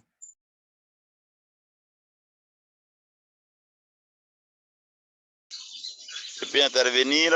Bonsoir, bonsoir, bonsoir. Je peux intervenir? Honorable. Allez-y, monsieur Goku. Bonsoir. Voilà, bonsoir. Bon, je voudrais dire merci à tous ceux qui ont organisé vraiment cette réunion. Mais c'est pas qui va traduire pour moi. Hein. Ah oui, c'est vrai. Ikechi doesn't understand French. And he said we speak acid French. Okay, I'm going to do the translation. Mr. Voilà. First roving ambassador of SOAD, say you thank you, and thank you for this masterclass and for this presentation, and he would like to do a remark. Voilà, donc en tout cas, je voudrais féliciter le docteur qui a vraiment touché tout ce qui est avantage concernant l'agriculture, business agriculture au niveau de l'Afrique. Alors, he wants to say you congratulations for this presentation, because you has spoken about all sector, all things about agriculture in Africa. Voilà. Je parle parce que nous tous, nous sommes nés dans la rizière. Nous venons de la Côte d'Ivoire, qui est le premier producteur mondial de cacao. Moi-même, je suis non seulement médecin, je suis chancelier, je suis planteur et aujourd'hui, je suis ambassadeur itinérant au niveau de l'Afrique. Donc, ceux qui envoient ces expériences concernant l'agriculture, la majeure partie de l'économie de l'Afrique repose sur l'agriculture.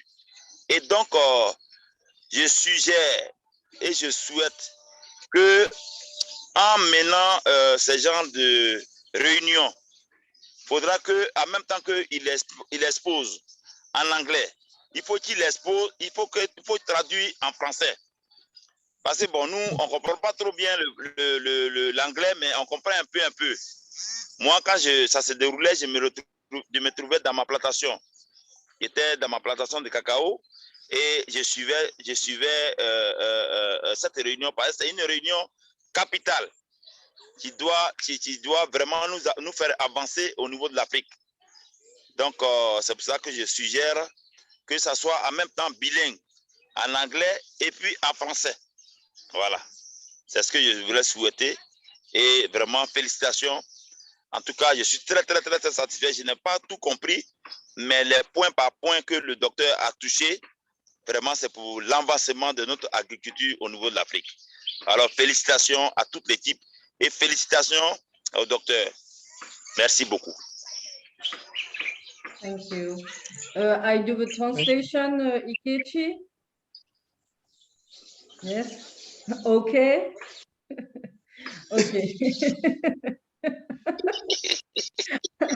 Mr. Gropu said that he's very happy to be there, and he has understand all you say, all you expose, and he say that he regrets that there are not a translator to do there's not a person to do the translation between English to French.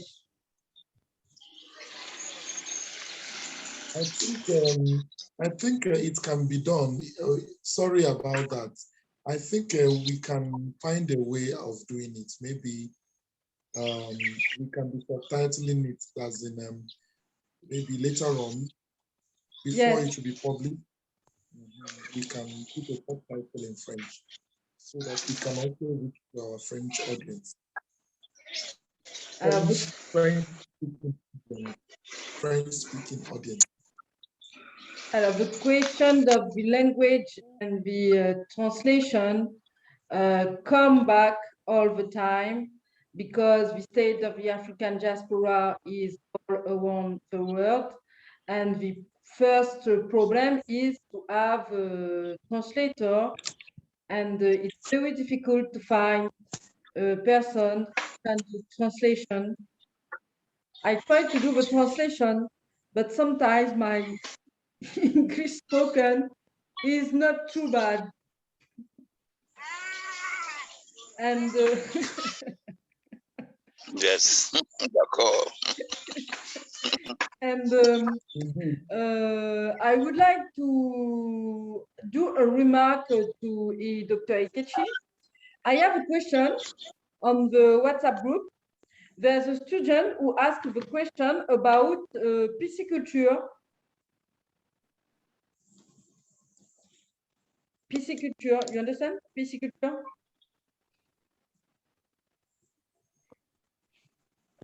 Aquaculture.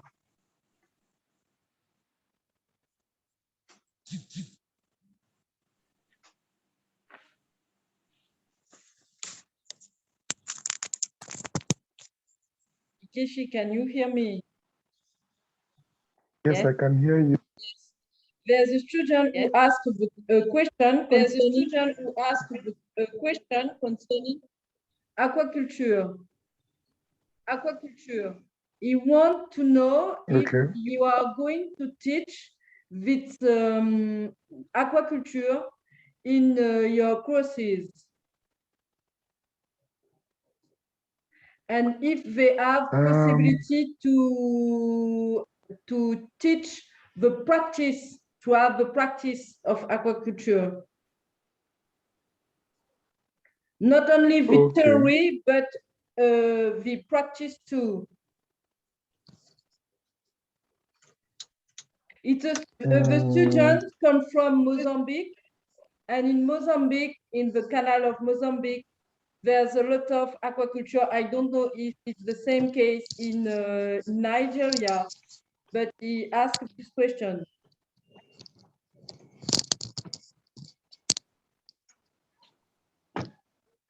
Well, I can develop something on aquaculture. But you know, aquaculture is actually a very broad area, and it requires it requires someone who will get into the details of it, like those in well, aquatic sciences and all of that. But if it touches on agribusiness development, definitely we can do something on that, because you know right now lots of people are setting up catfish farms, The pond fish farming, and yeah, like in my country, there are lots of fish farmers, and they keep supplying because the market is quite the market is very ready, is very mature, is very there is very good market for aquaculture because many people are asked not to eat meat again, not to eat red meat, not to eat meat because of maybe high cholesterol content, and they are advised to eat more of fish. So it's there is high demand for it. So we can actually take up the class.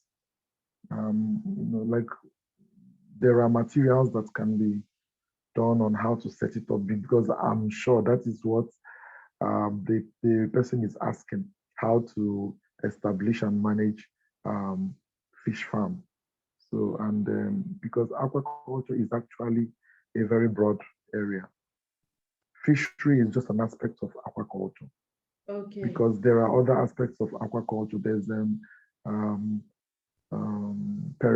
periwinkle, it's there.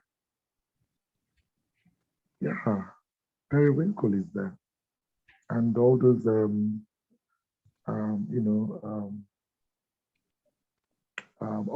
organisms that can grow in water. They're all aquaculture. That's why it's called aqua. Aqua is water. Water culture. Water cultured organisms. Yeah. So well, that's fine. So sometimes they are also used alongside with hydroponic, farms. Depending on the farmer can actually do a mixed type of farming and do that.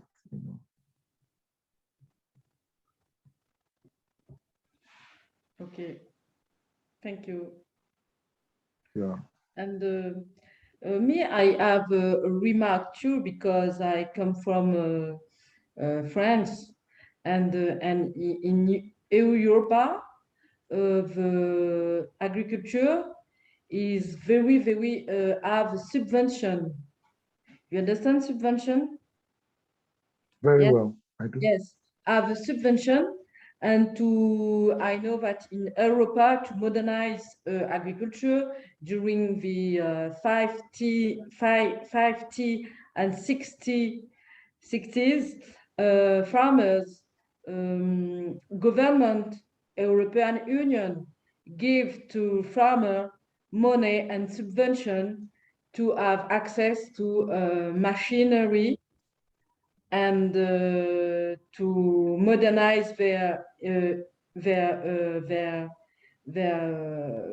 plantation. And in the same time, they give a guaranteed price for product.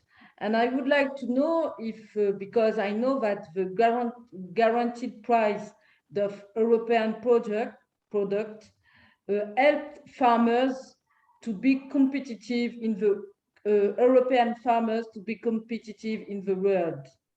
And my question is, in Africa or in a country of Africa, this system is this system excited?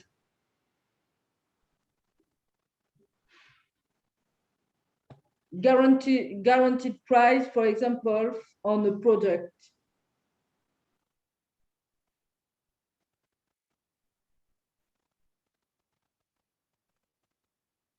Are you asking me? Yes. Okay. Sorry. Can you see me? Yes. Okay. No, I didn't really get your question. Can you just break it down? You say me, my English is not too bad. No, I you were repeat. making a point. I repeat. You were You are Is, making a very good point. Yes, please. I'd like to. is there a guaranteed price? Oh, now. No, no, no. In Africa or in state of Africa? Well, Is there a Africa. guaranteed price for agricultural products? Yeah, I got you. I got you. Like if there's a price regulatory body that ensures that prices this and that and all of that. Yes, we do have the stuff. We do have the price regulatory body, but I think there is a video which I did with one of my friends, and he's even here. It's been published on that. My Okay. country, there's no much. It it doesn't really it doesn't really go that way. But if like traders they come to the market today, depending on type of commodity they are selling or dealing on, if it's vegetables and they come and they will just assign it a particular price. Of course, you know, most of the agricultural goods has what we call measurement problem, standardization, and that's why when you get to the supermarkets, they have weighing balance, which has also come to you know, as an intervention to that problem. Um, but the price issue is actually has always been challenging, trying to get a particular price for, but the prices are not bad compared to it always aligns with production. Like uh, sell they don't sell it too high, except they also um, paid higher to acquire it, depending on their position in the market, in the marketing channel, depending on their position. If, for example, maybe like I I traveled to a very big city in my country, and I saw purple. I bought pop. I you know like the purple is what you call papaya. Papaya. You know, I bought purple, and I bought it at about 700 naira. But here, where I am, I can buy the same purple 200 naira or 300 naira. Now, depending on where they bought it from and where and their position in the market, and also um, how many hands, how you know, like okay, well, it's you know, it's all interwoven. So if they are doing if maybe they place the particular commodity on that price, of course, you remember that they are perishable, they are high value crops, and they're also seasonal. Because they are perishable, they have high perishability. When it is perishing, like some of the bananas that we buy here, when they are getting soft, but you will see that the sellers will start coming, you know, will start selling it cheaper than if it wasn't that way.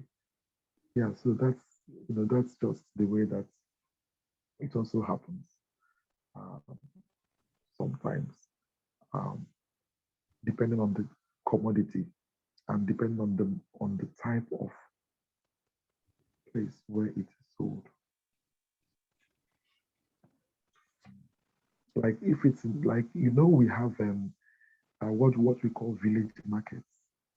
We have where what we call central markets. We have marketplaces where you get goods cheaper than um, in the urban areas or in the cities and towns where those items are expensive, or you know, like in the supermarket, some of them are the what you buy in the supermarket is more expensive than the ones you buy in the um, well, in the village markets, that's in the remote places. But sometimes it doesn't go that way again because everyone wants to make profit. So there would, even when you get to the village areas of those remote places, you can get food easily because those are the places where the actual production takes place. And because of the logistics, the marketers or the farmers who come to buy, they must have paid some money to transport their food. So they will put all those money, they will put it into consideration. They will factor all of those costs in assigning costs, the final cost to, and they will keep haggling. You know, we have a system of haggling. I must say that in my country. You know what haggling is? They will keep bargaining. I will sell it 500 naira. No, I won't buy it 500 except, are you selling it 200? Can you pay for 200 naira? I hope you got me. Am I making a point?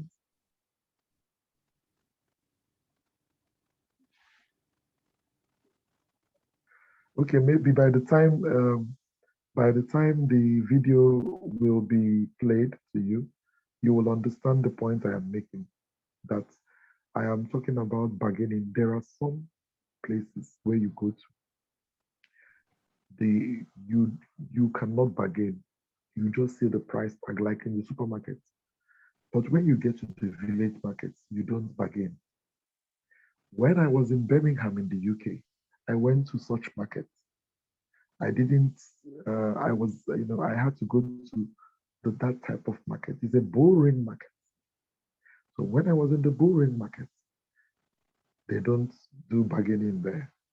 You just buy it with the price tag. But in my country, you have to bargain. Bargain, you haggle, or you call it haggle. You know what haggling means? I said haggling means you are trying to buy the initial price that the seller of that commodity told you. You are saying no. For example, this is a glasses case. I said I will sell this glasses case for 1,000 naira or 1,000 naira, and I said no, I won't buy it 1,000. Can you sell it 500? And we keep haggling, and at the end, the seller may say, okay, take it 700 naira. I hope you understand now. Okay. Okay. I understand better. Okay. Okay. And there's another question.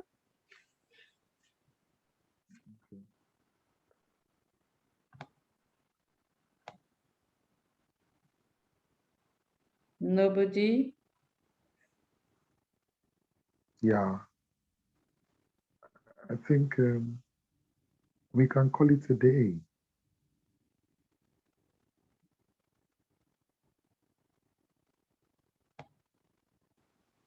Some people are asking for handouts. They are asking for the material. Are we going to make it available to the attendees alone, to those that attended? We are going to make it available for them, right? Dean. Hello, doctor. Yes. Dr. Buzma. Okay, Yes. no, are we going to make the material available for them? Speak more slowly, please, Ikechi. Oh, sorry. No, I said, are we going to make the materials, the slides, available for them? Again, you want the slide now? No, I said, are we going to give it to the people that came? Il demande si est-ce que c'est possible de donner les matériaux. Je vais vous traduire. Vous voulez le partager? Non, je vais traduire ce qu'il est en train de demander. Il vous Oui, demande est-ce que vous allez, comment on appelle, donner le document qu'il a présenté aux gens qui ont participé à la conférence. Non. Non. OK. Ok, En fait, on n'arrive pas à télécharger sur la plateforme. On ne peut pas le faire. ok, ok, je vais Et en le fait, dire. c'est qui traduit Docteur, là? C'est qui parle? c'est Docteur Mouritala. Ah oui, vous êtes Oh, qui? Muritala. Ah oui, ok, je vous vois, c'est bon. Who is Ah oui, Dr. vous êtes prof de français, monsieur Mouritala est prof de français. No, Oh, okay. Dr. Ikechi. Dr. You say Ikechi, he what? said no. He said no, that you are not going to make it available, that presently it is not easy to upload the document on the website. We can't share on the Oh. website. But some That you people can are asking upload for the it document. in their email. Some Oui. people are asking Okay, for through it. their email. Okay. Yeah. Il dit, est-ce que c'est possible d'envoyer le document par l'email? Envoyer à qui? Aux participants? Oui, oui. Oui, Is it bah, allowed? oui, bien Just sûr. for those that came? Il faut qu'ils Hein? demandent. Il demande que c'est comment c'est permis de leur envoyer. De quoi? De lui envoyer le mail, le document? De leur envoyer le document qu'il a présenté à travers leur mail. D'accord, ok. Je vais le faire. Okay. Yeah. Okay. She said she will do that. But I want to add Dr. Ikechi. Dr. Ikechi. Yes, I'm with you. You can only send it to them if it is published. If you have not published it yet, I don't think you need to send, because if you send, if they use it, then it will be difficult for you to claim it later. What do you think I'm saying? It's very true.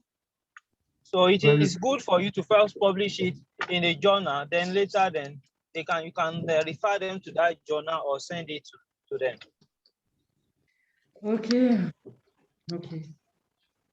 Okay. Please, can we speak later, Morita? Were you the one that asked the question before? Yes, I was the one that asked the question. Yes, I was the one who asked you. You were the one driving. Je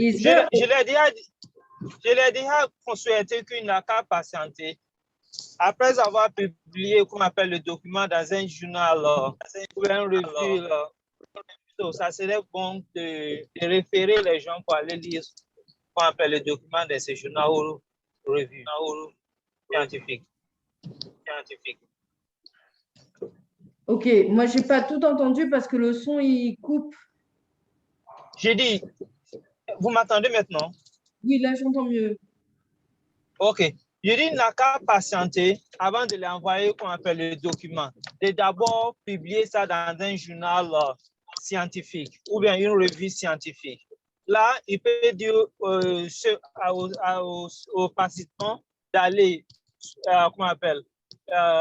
soit acheter le journal ou bien soit les référer où ils peuvent gagner le journal. Ok, d'accord. Mais il va le publier quand ça? Keshi, when are you going to publish this document? Ok. So ça dépend de lui. We'll discuss about it later. We can discuss later about it so that. If you want, we can talk about it. If you want, we can. Non, ben, pour le moment, on ne peut pas les PDF. Okay, it's good. It's good. Is there another question or remark? Monsieur Marie-Tula, une autre question, remarque? Moi, j'ai une question. Une dernière. The last question for Ikechi. If I'm doing the comparison.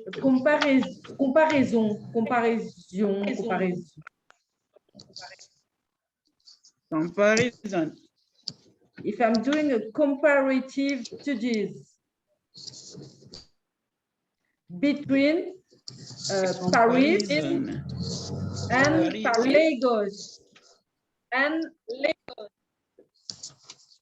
In Paris, there's about 12 million of inhabitants, and in Lagos, there's about 20 million of inhabitants. In Paris, the agriculture the product of agriculture are comment on dit vendus? Monsieur Maritoula, sont vendus. The agricultural products are sold in a national market in Paris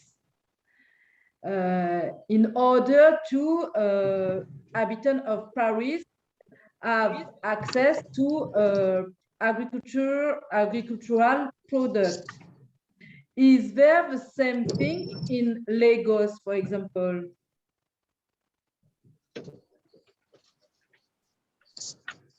Sorry, can you? I didn't really get it again, but I'm sure that I will get it now. When we went to Lagos and where I am now, like maybe two geographical places. Are you saying that the prices the same? No, I don't think that's what he's saying. He's asking that it seems they have a national playing ground in France for agricultural products. That do we also have a national playing ground for agriculture in Nigeria, like Lagos? Agricultural playing ground. Do you get that, Dr. Ikechi?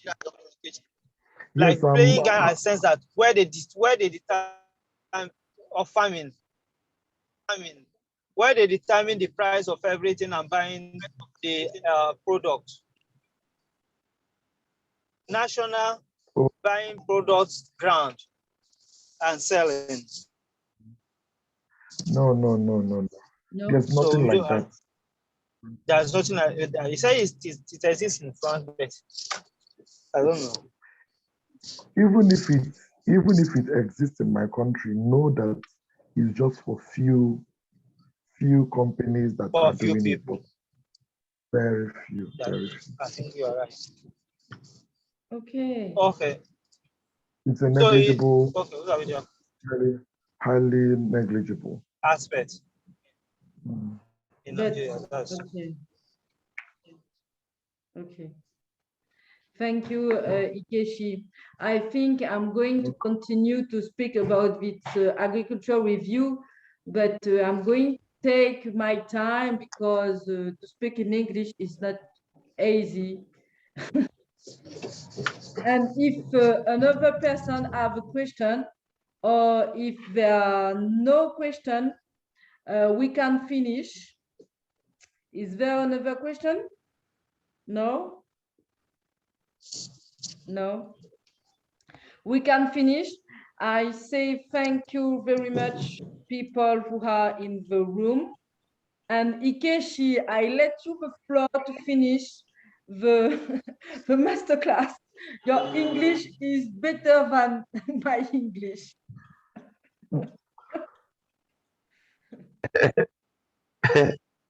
Ouais, yes. Bye. Très bien. Félicitations. Voilà, c'est bien ça. On est très satisfait, Doctor, thank you very much. Congratulations. Thank you. Merci beaucoup. Voilà, merci beaucoup. Merci. Okay, Merci félicitations. beaucoup. Thank you very much. We are really satisfied. Ouais. Bon week-end à tout le monde. Merci. Bon week-end. Okay, Uhuru. au revoir. I need to enroll for my friend's time. Uhuru. Africa.